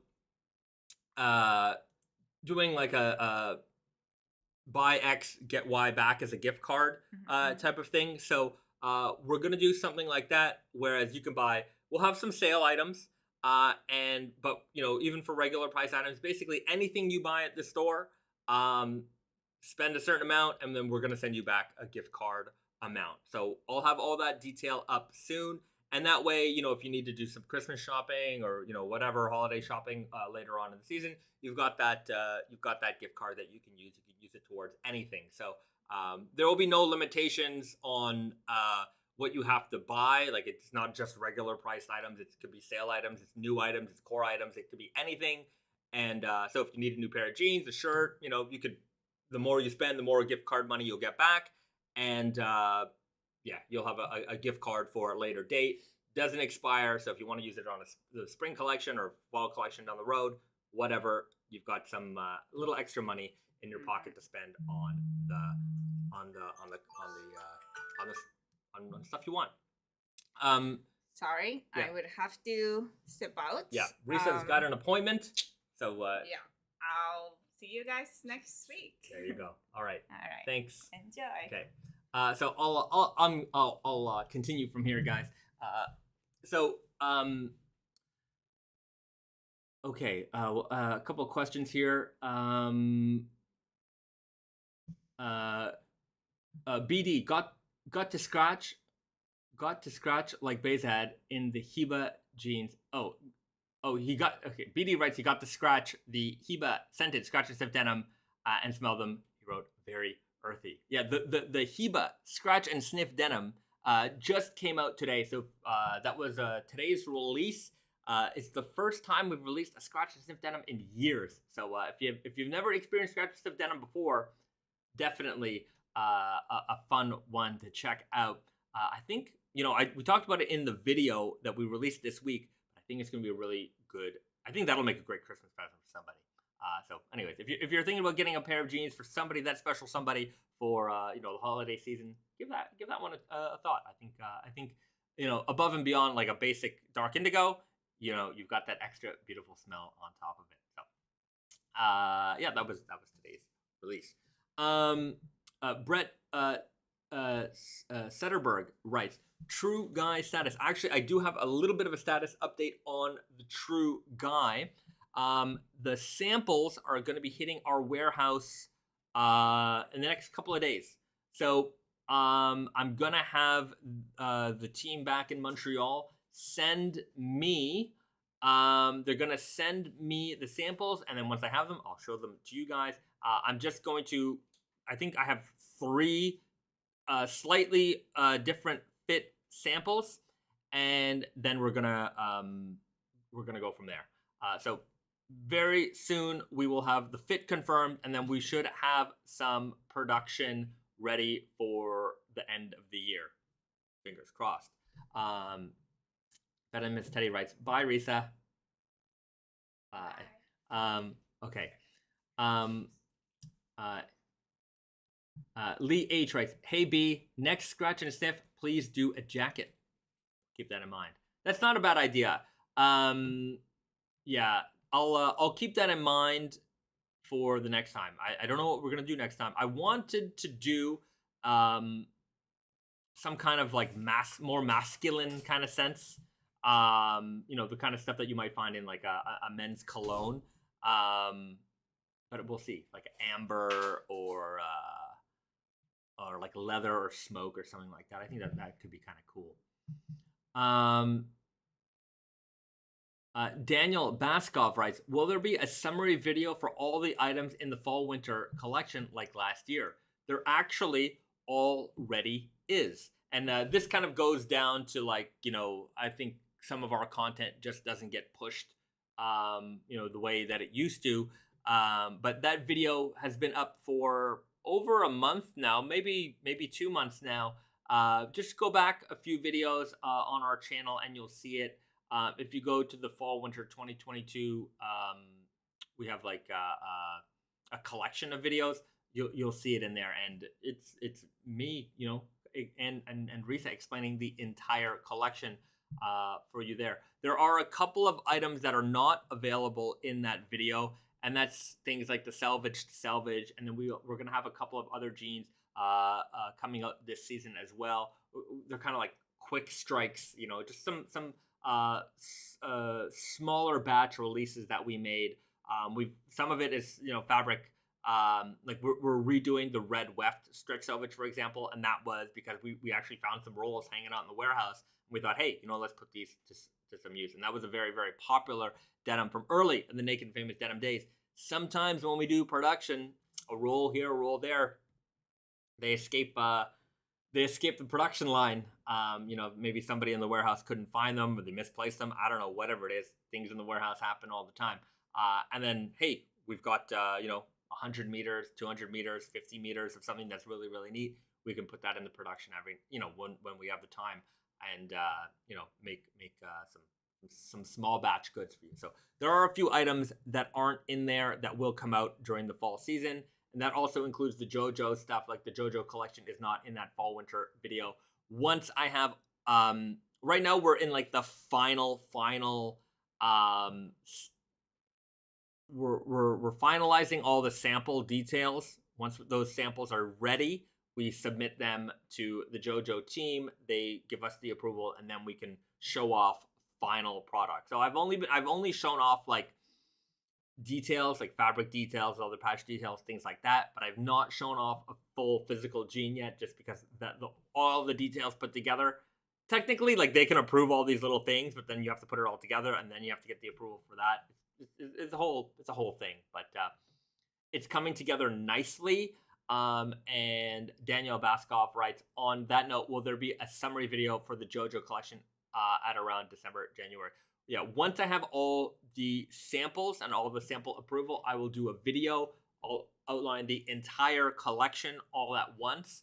And yeah, we'll have that available for you as well. So we try to put out a video for everything. Yeah, it's some amount of work, but yeah, I hope you enjoy them. You know, I talked about it earlier. I'm not a video maker. Like I'm not trained in this at all, and you can certainly see my progression of improvement. Every video, there's some kind of improvement or tweak that I make, and sometimes, you know, I learn a new technique and I don't apply it well, and then the quality, maybe the video, it's usually the video quality, not so much the audio quality or anything like that, but the video quality might, you know, but I think I really tuned it in last week. I had somebody had a comment on the last video saying that they noticed an improved difference, and I'm like, thank you for noticing. I appreciate that. So yeah, Brendan R. Also, Brandon R. writes, would love a Wonder Looper showcase. I've missed the last few live streams, so sorry if this has been covered already. There will be a Wonder Looper video, but that will be a separate video. Obviously, it'll be on you know, it won't be on the Naked and Famous Denim channel. It'll be somewhere else. But if you want to follow up with the progress with that, you can follow me on my personal Instagram, BayzadT. We've got the Wonder Looper Instagram as well, so just look up Wonder Looper, and we'll have some more information for you there. Wonder Looper is my personal project, along with Risa, where we're doing a lot of you know, kind of premium and crazy fabric knitwear here in Japan, and we'll have more information for that relatively soon. And yeah, if you've been following me, then you might know a little bit more about it. Tate Yoko will carry it. We'll have it available at a few other retailers. A lot of them you'll know because they're also you know, Naked and Famous Denim retailers as well. But yeah, coming up soon. Vance Edwards, I like the red flannel you're wearing. So do I. Very, very comfortable. This one is available now on Tate Yoko. We did release a couple of these heavier weight vintage flannels in the last couple of days, so they're on the website. If you've looked through the fall winter collection and you see a shirt that you like, unlike our jeans, we don't often do kind of like full on, like, you know, weekly releases for the shirts. We just kind of put them out when they're available. So if you go to the Tate Yoko website or even Naked Famous Denim NYC.com, and if they're not in stock, there's a little button that you can, it says notify me when available. Just click that, put your email in, and then we'll email you the moment it becomes available. That way you don't miss anything. Okay. Daniel Baskov. Also, have you guys shown off the Giorno or Josuke fabrics yet? No. I have not got the samples of those yet, although I think Brandon has them. No, I need to ask somebody to send me them, so I don't have them just yet. As soon as I do, believe me, you guys will see it. I've been pretty. I think I've been pretty good with the previews with the JoJo stuff. So that said, it still hasn't been formally announced yet. Once we get all the, like, of course, like we're approved to, like, you know, this is a collaboration that is happening. But I you know, I can't show off logos. No, I can show off I think I've showed you guys the tag, but I can't do like the formal announcement until it's all like fully finalized. So you guys are on the inside track here. Junior writes, are there going to be any special Halloween jeans or denim this year? Not this year. I wanted to have one this year. In fact, the last 2 years that we wanted to do them, I don't think we hit the Halloween schedule on time. So unfortunately, not until next year, which we already have it planned. But next year we will have a Halloween related jean, and you know, we talked about it in last week's live stream. Just kind of some other Halloween, you know, or some other properties that I'd like to do, but I really want to go after Alien. Like the two ones I really want are, there's a lot of things in general that I want, but I think for like, if we're gonna do Halloween or kind of horror related ones. Number one, Halloween. We gotta do that, Gene. We did Freddy, we did Jason, we gotta do Michael. So Halloween has got to come. And then I'd like to do Alien. I think Alien would be a lot of fun there. Some xenomorph denim would be really, really cool. Let me know what kind of other properties you guys might like to see. Richard the Great is in the house. What's up, everybody? What's up, Richard? Thanks for joining us here.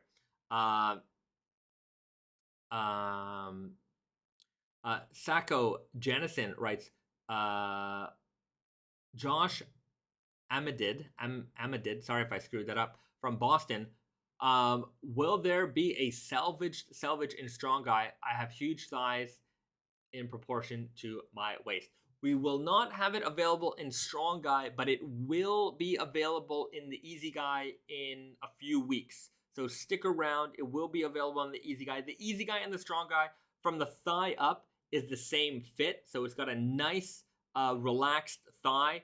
The Easy Guy tapers down quite a bit, but if you're hemming those jeans, which a lot of people do, it does open up the leg. So it doesn't necessarily have to be as small as it is indicated on the measurement guide. So I've worn a lot of Easy Guy jeans in my life, and I've hemmed them all, and the leg opening is a little bit wider. The Strong Guy has a much wider leg opening than Easy Guy because basically from the thigh down, the knee, the leg opening, it's pretty straight. So it's a very much a wider leg. It's in the realm of kind of vintage workwear style denim, something that's going to easily go over work boots, that type of thing. So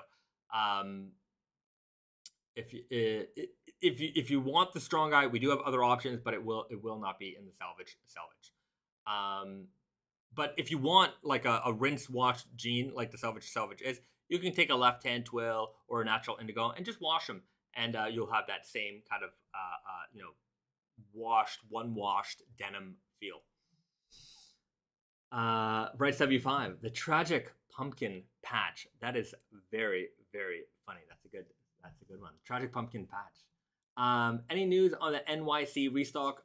It is scheduled for October. So I'm going to say probably closer to the end of the month. I will keep you posted on that.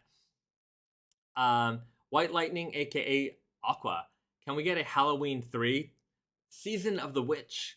With the silver. How did that song go? Silver Shamrock. Anyways, that song always, every time I hear it, it burns itself in my brain, and I say it does because it's just that last part of silver. Anyways, if you haven't seen Halloween 3, there's a song that goes with it, and that last part, it's etched in there, but I don't remember how the rest of it went. Anyway, so I guess not that etched at all. Okay, here's a good question. Here's a good question from Richard the Great. I've been hearing about adding bleach when you wash your denim. Is this true? Okay, hold on, I'm just gonna adjust the light here for a second.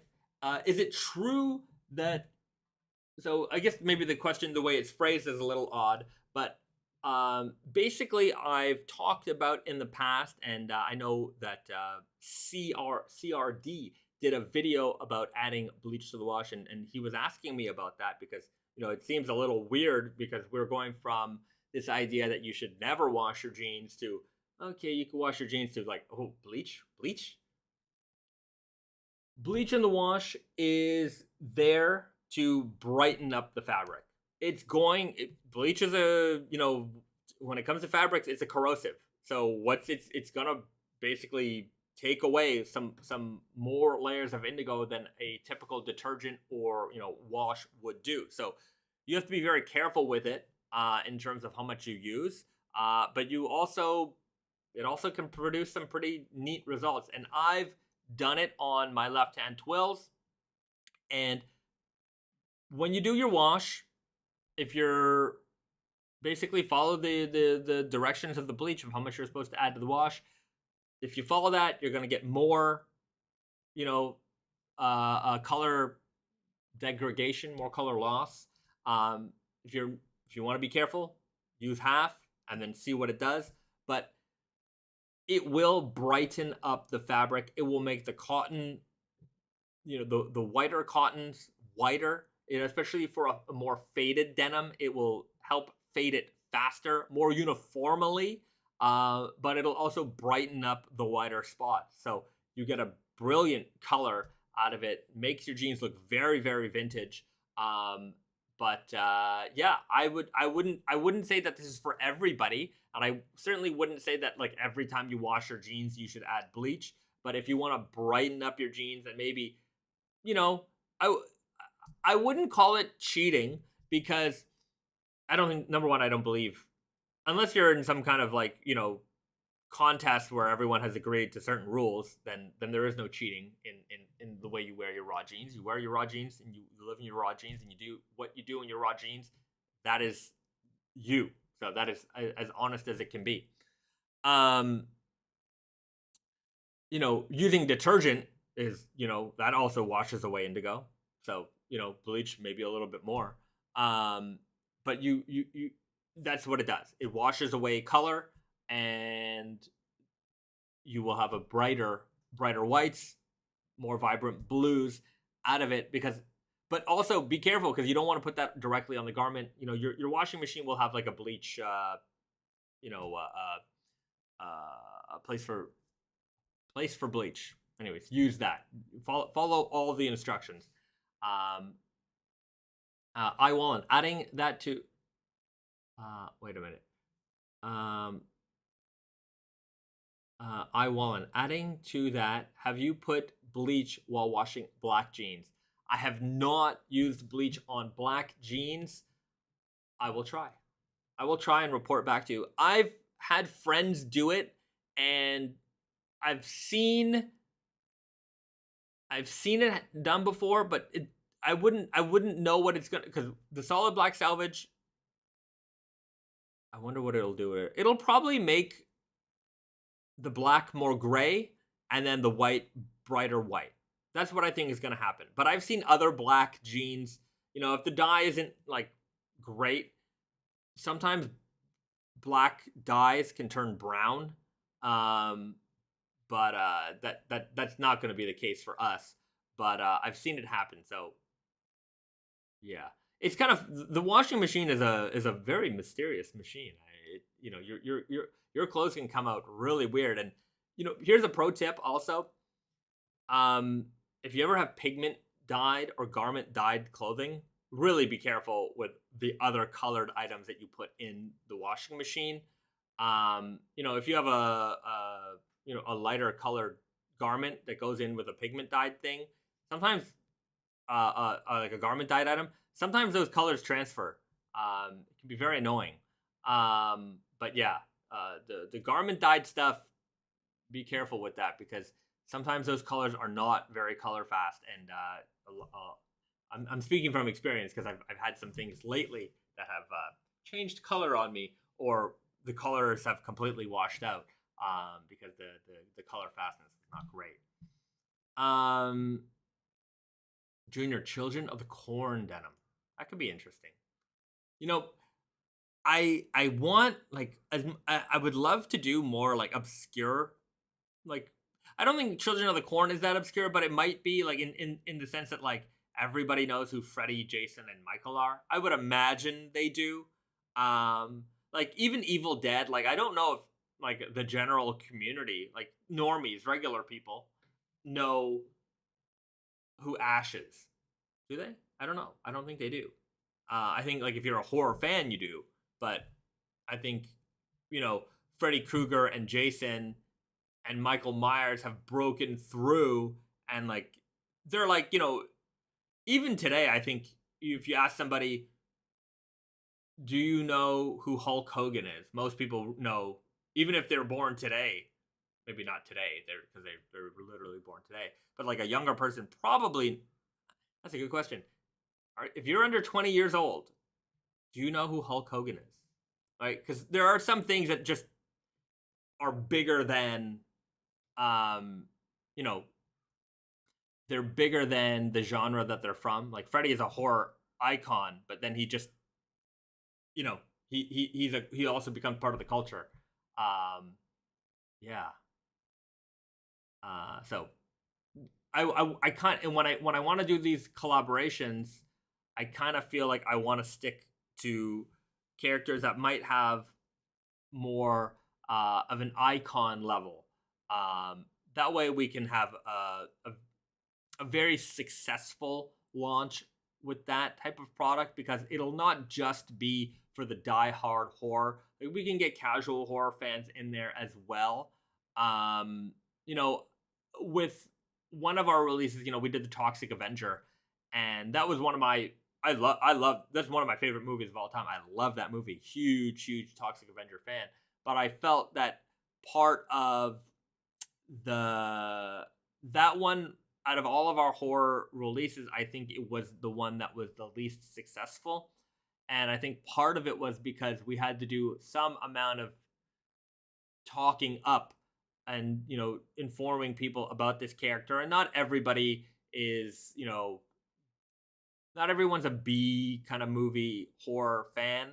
And so it became a character that a lot of people weren't recognizing, and so there was less of a connection to it. And, you know, as a result, it was not as it was not received as well as like a Freddy Krueger or a Jason.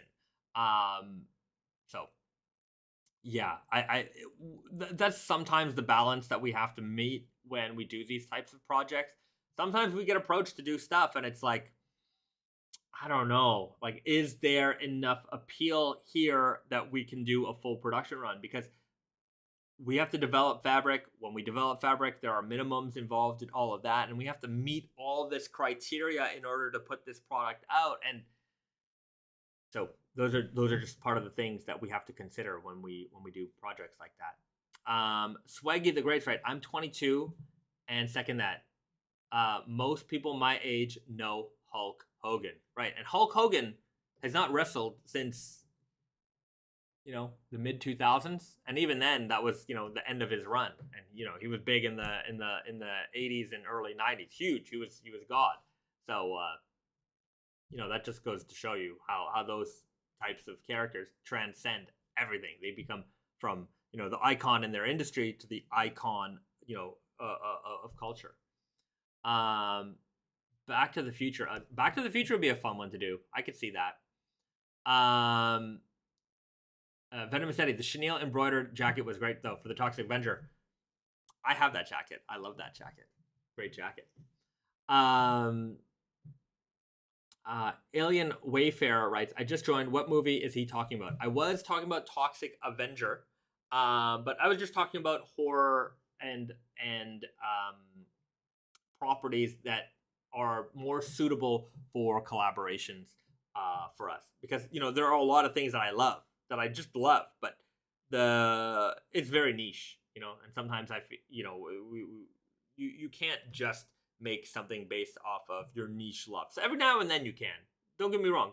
There will be more stuff that are based on very niche things at some point, but sometimes there are projects that, you know, they're labors of love, and then there are, you know, you got to do what's best for business, of course, and then there's the times that they're perfectly melded together. Yeah, so those are the things you have to consider. Okay, you know what I want to do? I have a couple of previews for next week's releases. I have some right here. So I talked about it earlier, so I don't need to get super into it, but the Hiba Scratch-n-Sniff Denim, these just came out today. So if you want to get a pair, you know where to get a pair. We've got a blog post linked in the Hiba Scratch-n-Sniff video or on nakedfamousdenim.com where you can find a pair of these available now. Hiba Scratch-n-Sniff Denim. It's been a while since we've done a Scratch-n-Sniff. These ones smell fantastic, so you definitely want to check these out before they are gone. Probably for a while. I don't know when the next time we'll do a Scratch-n-Sniff denim is, but yeah, if you want them, you can get them. Venomous Teddy writes, is it me or the Hiba jeans kind of flamey? Well, they're a little flamey. I would say that they're a shorter slub denim. It's not, I don't have a left hand twill here. It's not the flamiest. Like that's a pretty uniform looking denim. And then that one's got a little bit of a, contrast there with the darker and lighter points. It's hard to do that, but you can see that it's not perfectly uniform, and that's because of a short slub yarn. I probably forgot to mention that in the video, but there is that level of character in the fabric as well. Something like a left-hand twill, also very uniform across the board, very dark. Not a lot of high-low points from that. Fades beautifully. Don't get me wrong. Your denim doesn't have to be super slubby in order to get amazing fades. You can achieve it in many different sorts of ways. But with a more textured denim, obviously you get a lot more contrast in terms of high-low points because the fatter yarns absorb more indigo than the fatter part of the yarn, because the yarns themselves are very irregular. Fat in some parts, skinny in the others. Fat parts absorb more indigo, the skinnier parts absorb less indigo, and when you weave with it, you get that kind of bumpy, crunchy, 3D texture. But each part of that yarn fades kind of at a different rate, right? So you get a lot more contrast to it, whereas a very uniform size yarn, you're not going to get those extreme high-low points throughout. And speaking of slubby, we've got these two right here, which we're going to have out next Friday. So the raw cotton canvas. So this is a plain weave. It's not a denim, plain weave. So it is a, you can see it here, but what's neat about, so plain weaves, especially canvases, they're often used in workwear because of their smooth texture, because of the way that it's woven, and because it's smooth, it's less prone to snagging, which is, another benefit of, I would say, the longevity of that fabric. If you're out in the working field, the less prone your garment is to snagging, the less chance there is to, for rips and tears and things like that to occur. So with that said, we went the opposite way and we did a slubby canvas. So this is a canvas that has a lot of great texture to it. You can see it's very cross-hatched looking. Might be hard to see in this light. Maybe the brown, you might be able to see it a little bit better. But you can see that there's a lot more texture in this canvas than you would find from a typical canvas. 14 ounces, rigid, beautiful fall color. So you've got like this classic, duck orange brown color, and then you've got this olive drab color here as well. I wore these the other day, and I was just taking some photos, as we're preparing some content for these releases, and I'm like, I'm keeping these. This is a keeper for me. I just have to have these. So these are going to be part of my regular rotation coming up. But basically, once I'm done with all the content stuff, these are mine. Big fan. 14 ounces, non-selvage though, but that's okay. Not everything has to be selvage, but they are beautiful and gritty and dense. Excellent fabric. The other thing that I've realized, because I've been wearing the raw cotton slubs, the ecru denim. I was wearing those all throughout the summer. I'm wearing them throughout the fall. Both of these colors work really well all year, right? You can wear this all the time. In the fall with a flannel, with a black t-shirt, but in the spring, white t-shirts, lighter colors, this works just as well. They really both do. So the weight is a little bit heavier at 14 ounces. So maybe in the heat of summer, it might be a little bit hot for you. But I was wearing 16 ounces in the Japanese summer, in the Montreal summer, the Northeast, pretty hot and humid. I was able to get it through it, no problem. I would say that the key to getting through hotter temperatures with heavier weight fabrics is looser fits. So long as you've got a little bit of room in there for air to flow, then you're going to be just fine. But keep that in mind. I think that these are a lot of fun for the wardrobe. If you've got a lot of indigo, this is a great way to get into something a little bit different and they work perfectly with your denim wardrobe. Whether you're wearing it with sneakers or work boots or anything like that, they mix and match perfectly right in there. And I also find that like when you step out, maybe if you're not wearing any colors, if you step out of your comfort zone just a little bit, because like these aren't extreme, they're really not extreme colors. You'll your surroundings, the people around you will really start to notice. And you'll get a lot of compliments on this. And I'm not to say that like you dress for the compliments, but it is a nice feeling when somebody recognizes like when you put your effort into what you're wearing. Yeah. So if it's always nice to get a compliment from somebody. I put up my fit pics. People like them. They say nice things, and like it's a great feeling. So, anyways, that's why I like sharing your photos. And when we get around to it, we will do those viewer submitted outfit kind of documentation. You send us your fit videos, explain your fit, what you like. Maybe do it at your workplace, at your school, wherever it is. Like, this is what I wear to school, right? And show it off, show how you do it, the real world stuff. And yeah, I'm sure you'll get lots of compliments from our wonderful audience here telling you what they like about your outfits that day. So these are coming out next Friday, October the 7th. So the first Friday of the month. These are going to be out. Let me just double check on the prices on here so you guys know. They're going to be available in a bunch of different fits also. Cotton canvas.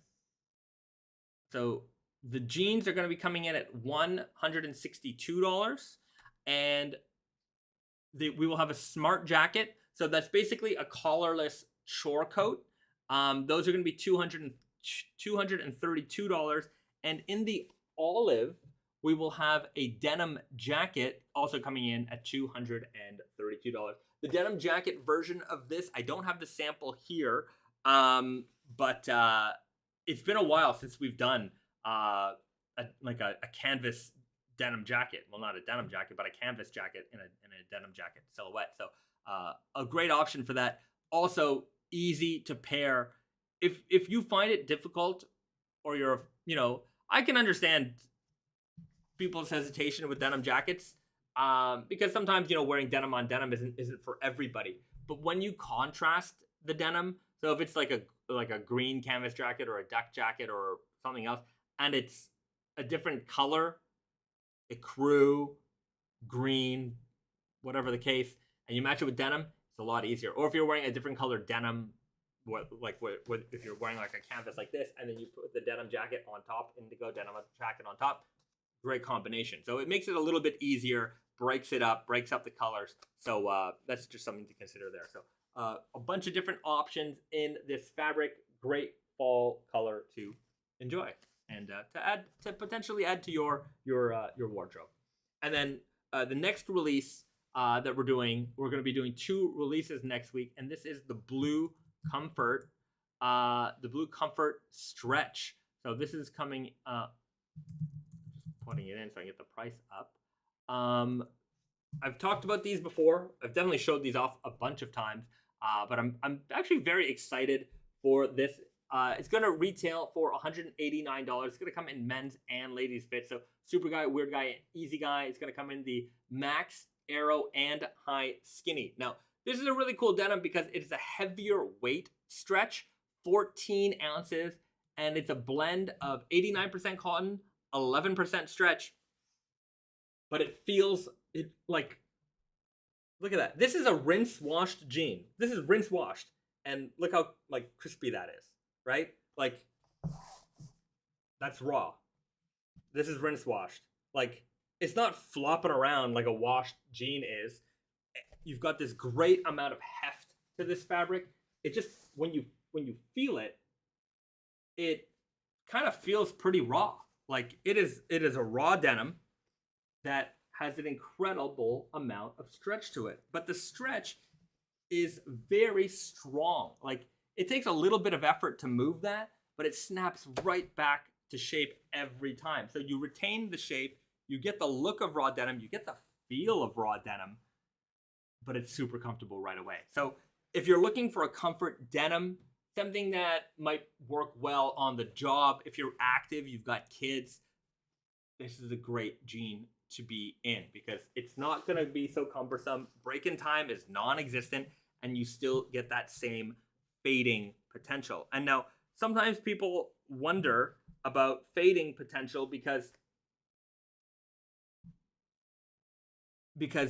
there's this kind of idea out there in the raw denim world that stretch denim doesn't fade, right? So Richard the Great wrote the question right now, does stretch denim fade the same as non-stretch? And the answer to that is absolutely. So the fading of a denim, how a denim is going to fade is dependent on this side of the fabric, the dyed side. So this is the warp. Both denims, indigo warp. And for stretch denim, generally speaking, and this is most stretch denim, the stretch fibers are on the weft side. And because they're on the weft side, the denim stretches horizontally, right? This denim, the stretch is on the weft, so it goes this way. It doesn't really stretch that much this way, but it's mostly all right here. So even if the stretch is on the warp, it still doesn't really affect it because when the stretch is on the warp, it's a stretch core yarn. So what it is like they have the stretch fiber in the center of the yarn and then cotton wrapped around that. And so the cotton is what ends up being dyed. And so the dye falls, and they're both rope dyed. So the warp yarn controls how a denim fades. And because the warp yarn contains all the indigo, it will fade. Now, the only major difference between a stretch denim and a 100% cotton denim, stretch denim, 100% cotton denim, might be its ability to retain your creases. And with a more rigid denim, it will certainly retain your creases better because the fabric is more prone to having a memory to it, whereas the stretch denim, it has a lot more recovery. But the more you wear it, the more your creases will form. And I mean, just your wear pattern in general is always going to basically be the same. So it will retain that wear pattern similarly, maybe not as sharp as a 100% cotton denim would, but I would say that really only applies when the 100% cotton denim is rigid. Like if you get a one-wash jean that's 100% cotton, it will not have the same kind of memory as a rigid denim because that starch really holds that shape, right? It's the fact that the denim is crispy is what's holding the shape, not so much that it's 100% cotton or stretch. So there's some misconceptions there in the world. Stretch denim definitely fades well. We've got a lot of examples in our archive that can show that. So I really wouldn't. If you're worried that these aren't going to fade or they're not going to produce beautiful fades, you can throw that idea out the window. They will still fade beautifully. So this is the blue comfort denim that will be available also next Friday, October 7th. So we'll have a double release with the raw cotton canvas and the blue comfort stretch denim. So coming very, very soon. Uncanny Fox writes, any word on the release of the Coca-Cola work shirt inspired shirt? Not yet, but I would say that all of the shirts are going to be available this month, and this month being October. So stick around if you want to be the first to get it. Go to the product page on Tate Yoko or Naked Famous Denim NYC.com and sign up for the notification. So it'll say email me when available. There'll be a little button. If something's out of stock, a little button appears that says email me when available. Put your information in there and we will email you right away.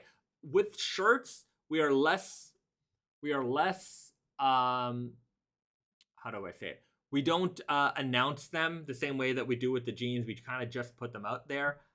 So we will have that. If our planning is good, I'll make, it's going to be available on this day, but oftentimes the shirts, they just come in and then we put them into stock. So I would sign up for that notification if you're eager to get that one.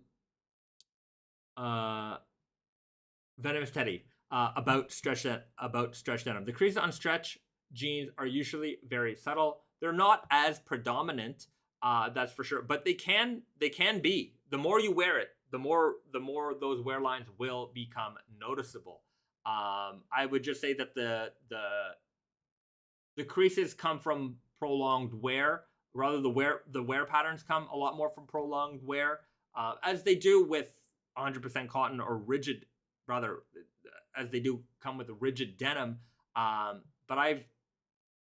let me hold on 1 second. I'm gonna pull out a pair that's got some pretty impressive creases, and it's another stretch jeans. So you can see just how pronounced this, the creases can get. So give me 1 second.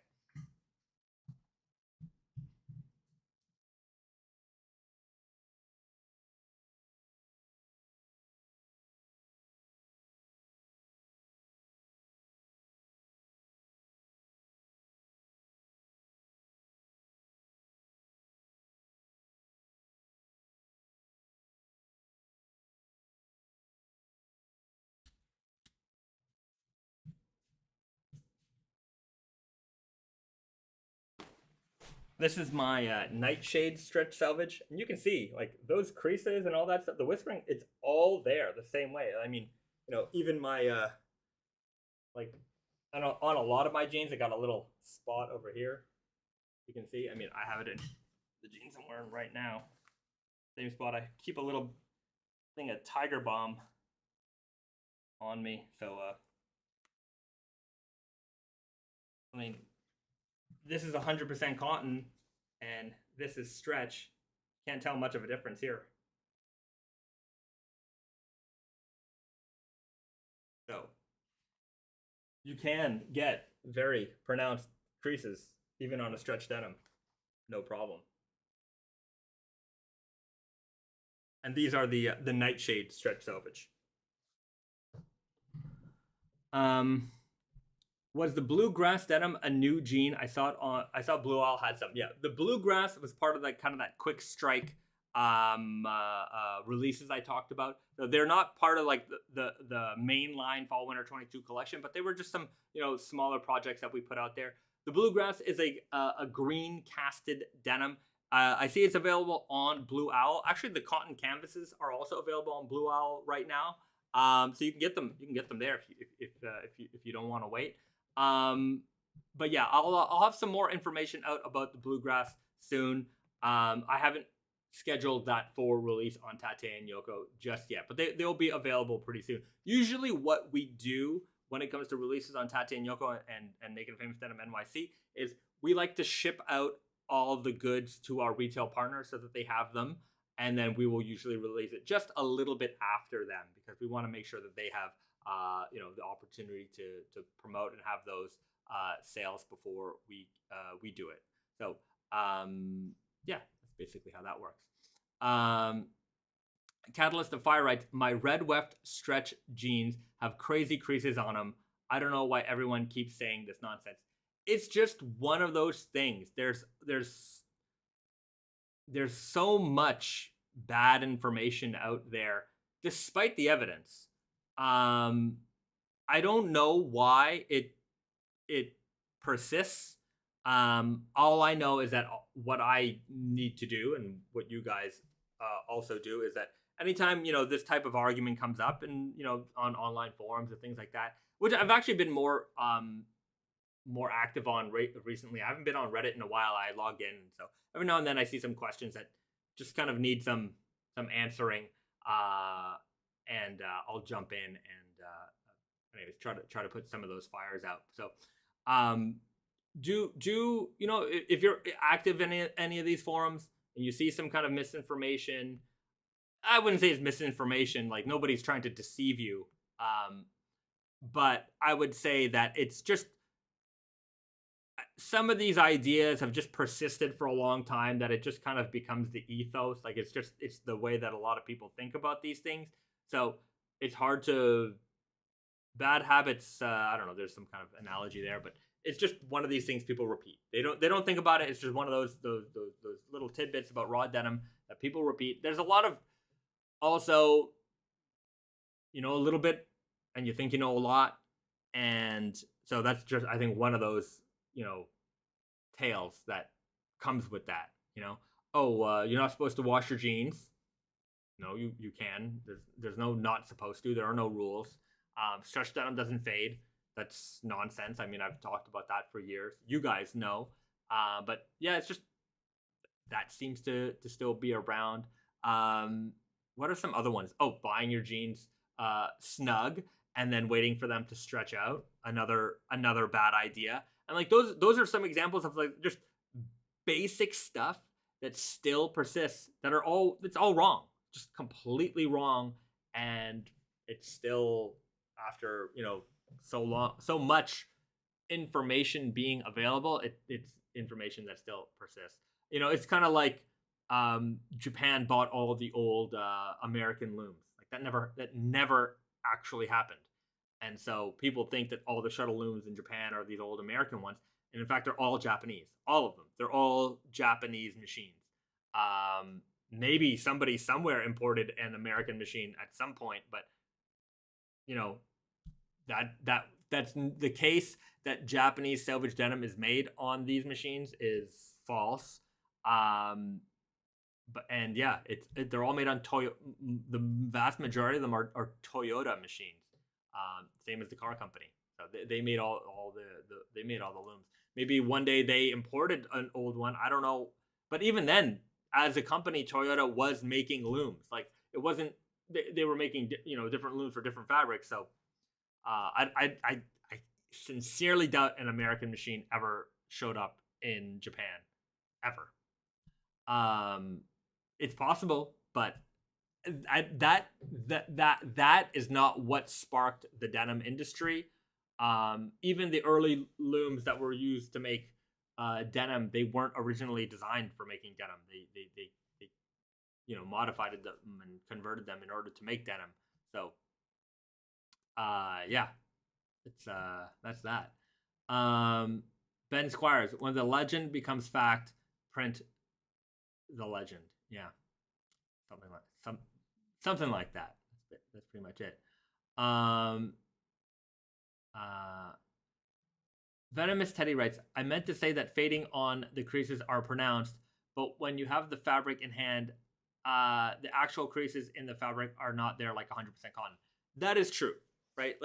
And that's because of the crispiness, not because it's 100% cotton, but because of the crispiness of the fabric. Like if you crease this jean up, right, there's a lot more of that, you can see the creases, you can see the lines, that memory is there. It might come out a little bit over time. You hit it with a little bit of steam, but like when you crease up a stretch denim, this one's heavier, so maybe it'll hold it up a little bit more. But like it just doesn't hold those creases the same way, right?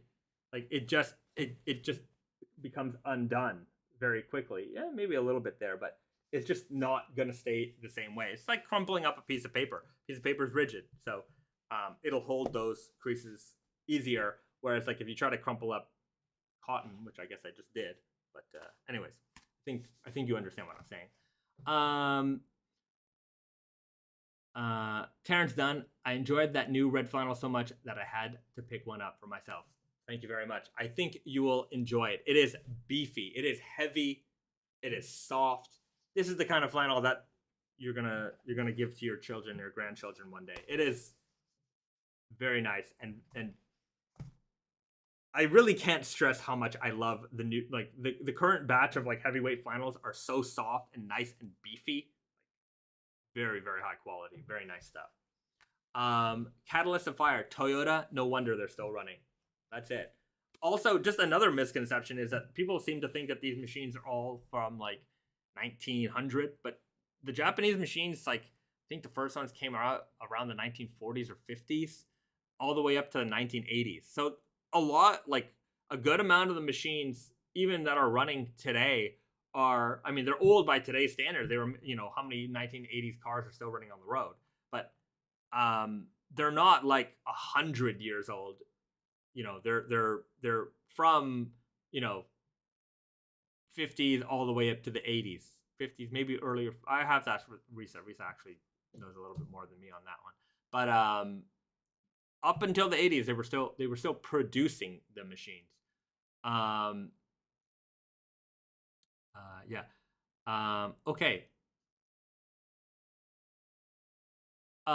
Lee H writes, and this is actually a good question. Somebody in the comments section wrote something so stupid the other day, and I didn't say anything. I probably should have. Lee H writes, also, most of the brands in Japan don't mill their own denim, i.e., they would buy from a mill the way Naked and Famous do, right? Correct. Nobody owns their own mill. Like, it's just,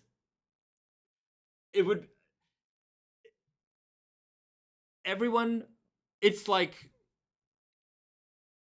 yeah. If the mill started their own brand, that would be one thing. But brands buy fabric from mills like we would buy fabrics from mills. And then, of course, the mills they have stuff that they just make, and, you know, that's available for anyone to buy. And then they have stuff that they make custom, which a lot of us make custom product. But somebody wrote one of the silliest things that I had ever seen. And it was like, it was a criticism of us, which is fine. You're allowed to criticize us.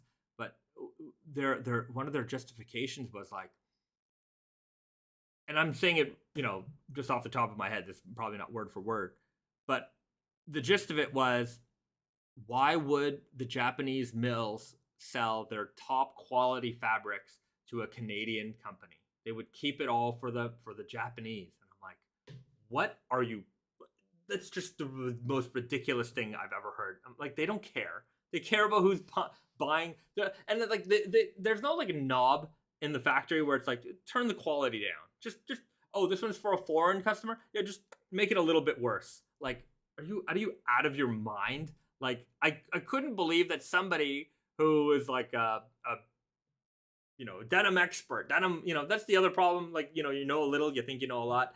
And I'm just like, wow, where would you even think that would happen? Like, if the quality isn't like where it needs to be, like, we wouldn't buy it. And like, they also aren't spiteful in this way. Like, what kind of world are you living in where like you think that that's actually occurring? Beyond I've heard some weird things, but you can never really underestimate the internet to say something foolish. And that was one of the most foolish things I had ever heard. And I should have probably snapped back on the comment, but I was just like, well, you know what? Sometimes things just need to live on. Sometimes there's no reasoning with people. There are reasonable people, and reasonable people can agree and disagree with you. That's fine. You know, people can have whatever criticism they want to have of anything. If you come from a perspective like, oh, okay, I can understand how you can see something that way. Fine, understood, got it. Right? I don't agree. I see it differently, but I understand. Antonio Inoki passed away. Junior writes, really? That's going to be big news here, I promise you. Really? You're breaking that news to me right now? I have to look it up. Sorry, guys, I have to look this up. Antonio Inoki is basically the Japanese Hulk Hogan. He was 38 minutes ago. Unbelievable. You know, one time I saw Antonio Inoki in a hotel here in Japan, and we were having dinner at a hotel, and my wife's mother was like, Antonio Inoki is over there. I'm like, wow. And like I'm like, look, I didn't approach him. I just saw him, and like, big guy. And yeah, F in the chat for Antonio Inoki. Yeah, it's a very, very interesting person. He now I don't know where I was talking about before. Foolish nonsense, but whatever. Antonio Inoki time. Just he did an event. He ran an event.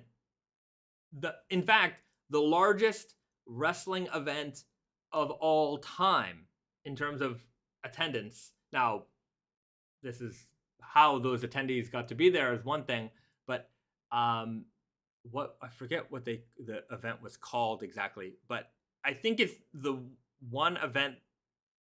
It might be hard to find to watch, but it was an event that Antonio Inoki did with I think All Japan Pro Wrestling, whatever it was at the time, his wrestling organization, and the WCW, and they did it in North Korea. And so this was in the main event. He fought Ric Flair. Ric Flair in the main event. The Japanese versus the American, the bad guy. And so Antonio Inoki's trainer, I forget what his name was. It's gonna come to me, but I think he was raised in Japan but had some Korean ancestry. So they felt like Antonio Inoki was like fighting for their side because he was the descendant of this trainer. And I mean that's kind of the story that they put in. But the long and short of the story is that like nobody in North Korea knew what pro wrestling was. So they were presented with this thing, and this, they have these giant stadiums that they filled to the brim with people who may or may not have had a choice to be there. Maybe they did. Maybe there was all the high society people of the entire country who were sitting there. That's another topic for another day. But he's definitely a legend.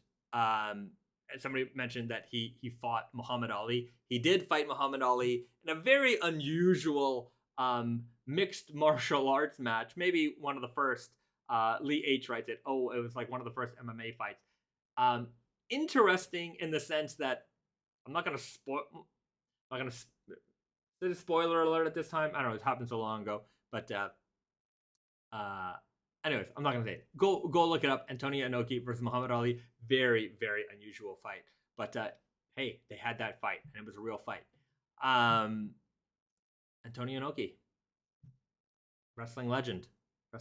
Big. He Hulk Hogan won an IWGP belt. That's the New Japan Pro Wrestling Championship belt from Antonio Inoki in the 80s. Accidentally, because he accidentally knocked out Inoki and won the title that way. At least that's the story. But I think that's true. Yeah.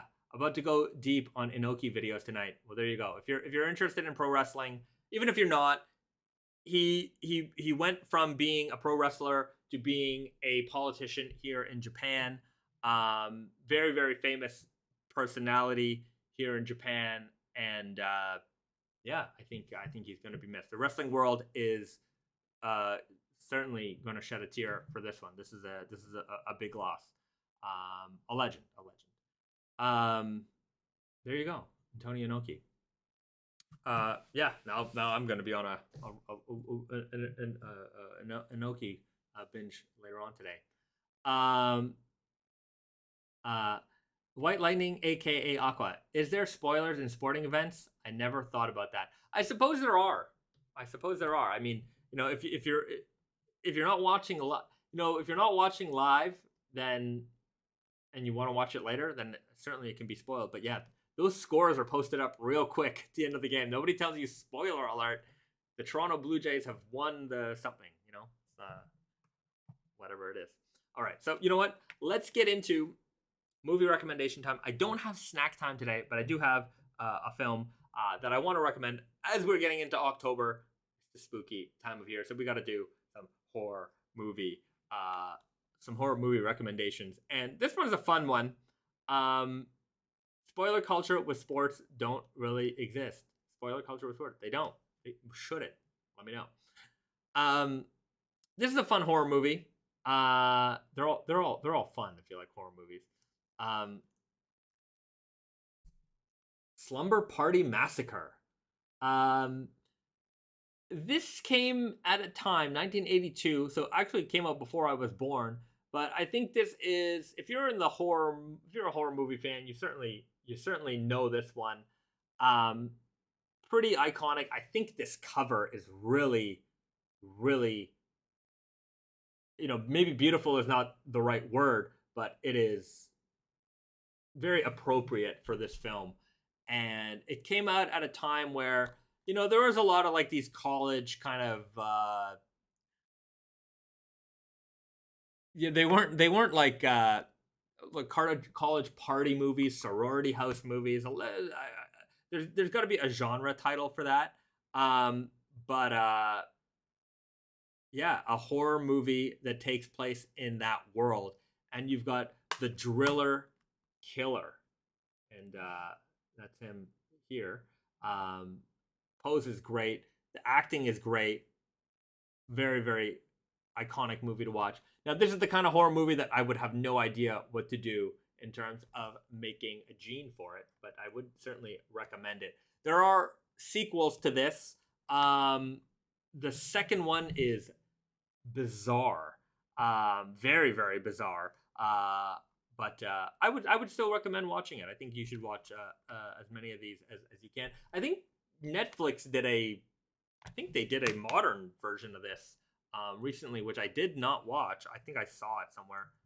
Slumber Party Massacre. I see. There's some kind of modern one somewhere, whatever it is. Slumber Party Massacre 2021, IMDb. I don't know. I haven't seen it, so I don't know whether to recommend it or not. But the original is definitely worth watching. And if you've got a stomach for horror movies, this is definitely the one to watch. The drill he has speaks to me. Anyways, once you watch the movie, it'll be a little bit more apparent of why like this pose, this look is so kind of creepy and like appropriate at the same time. Okay.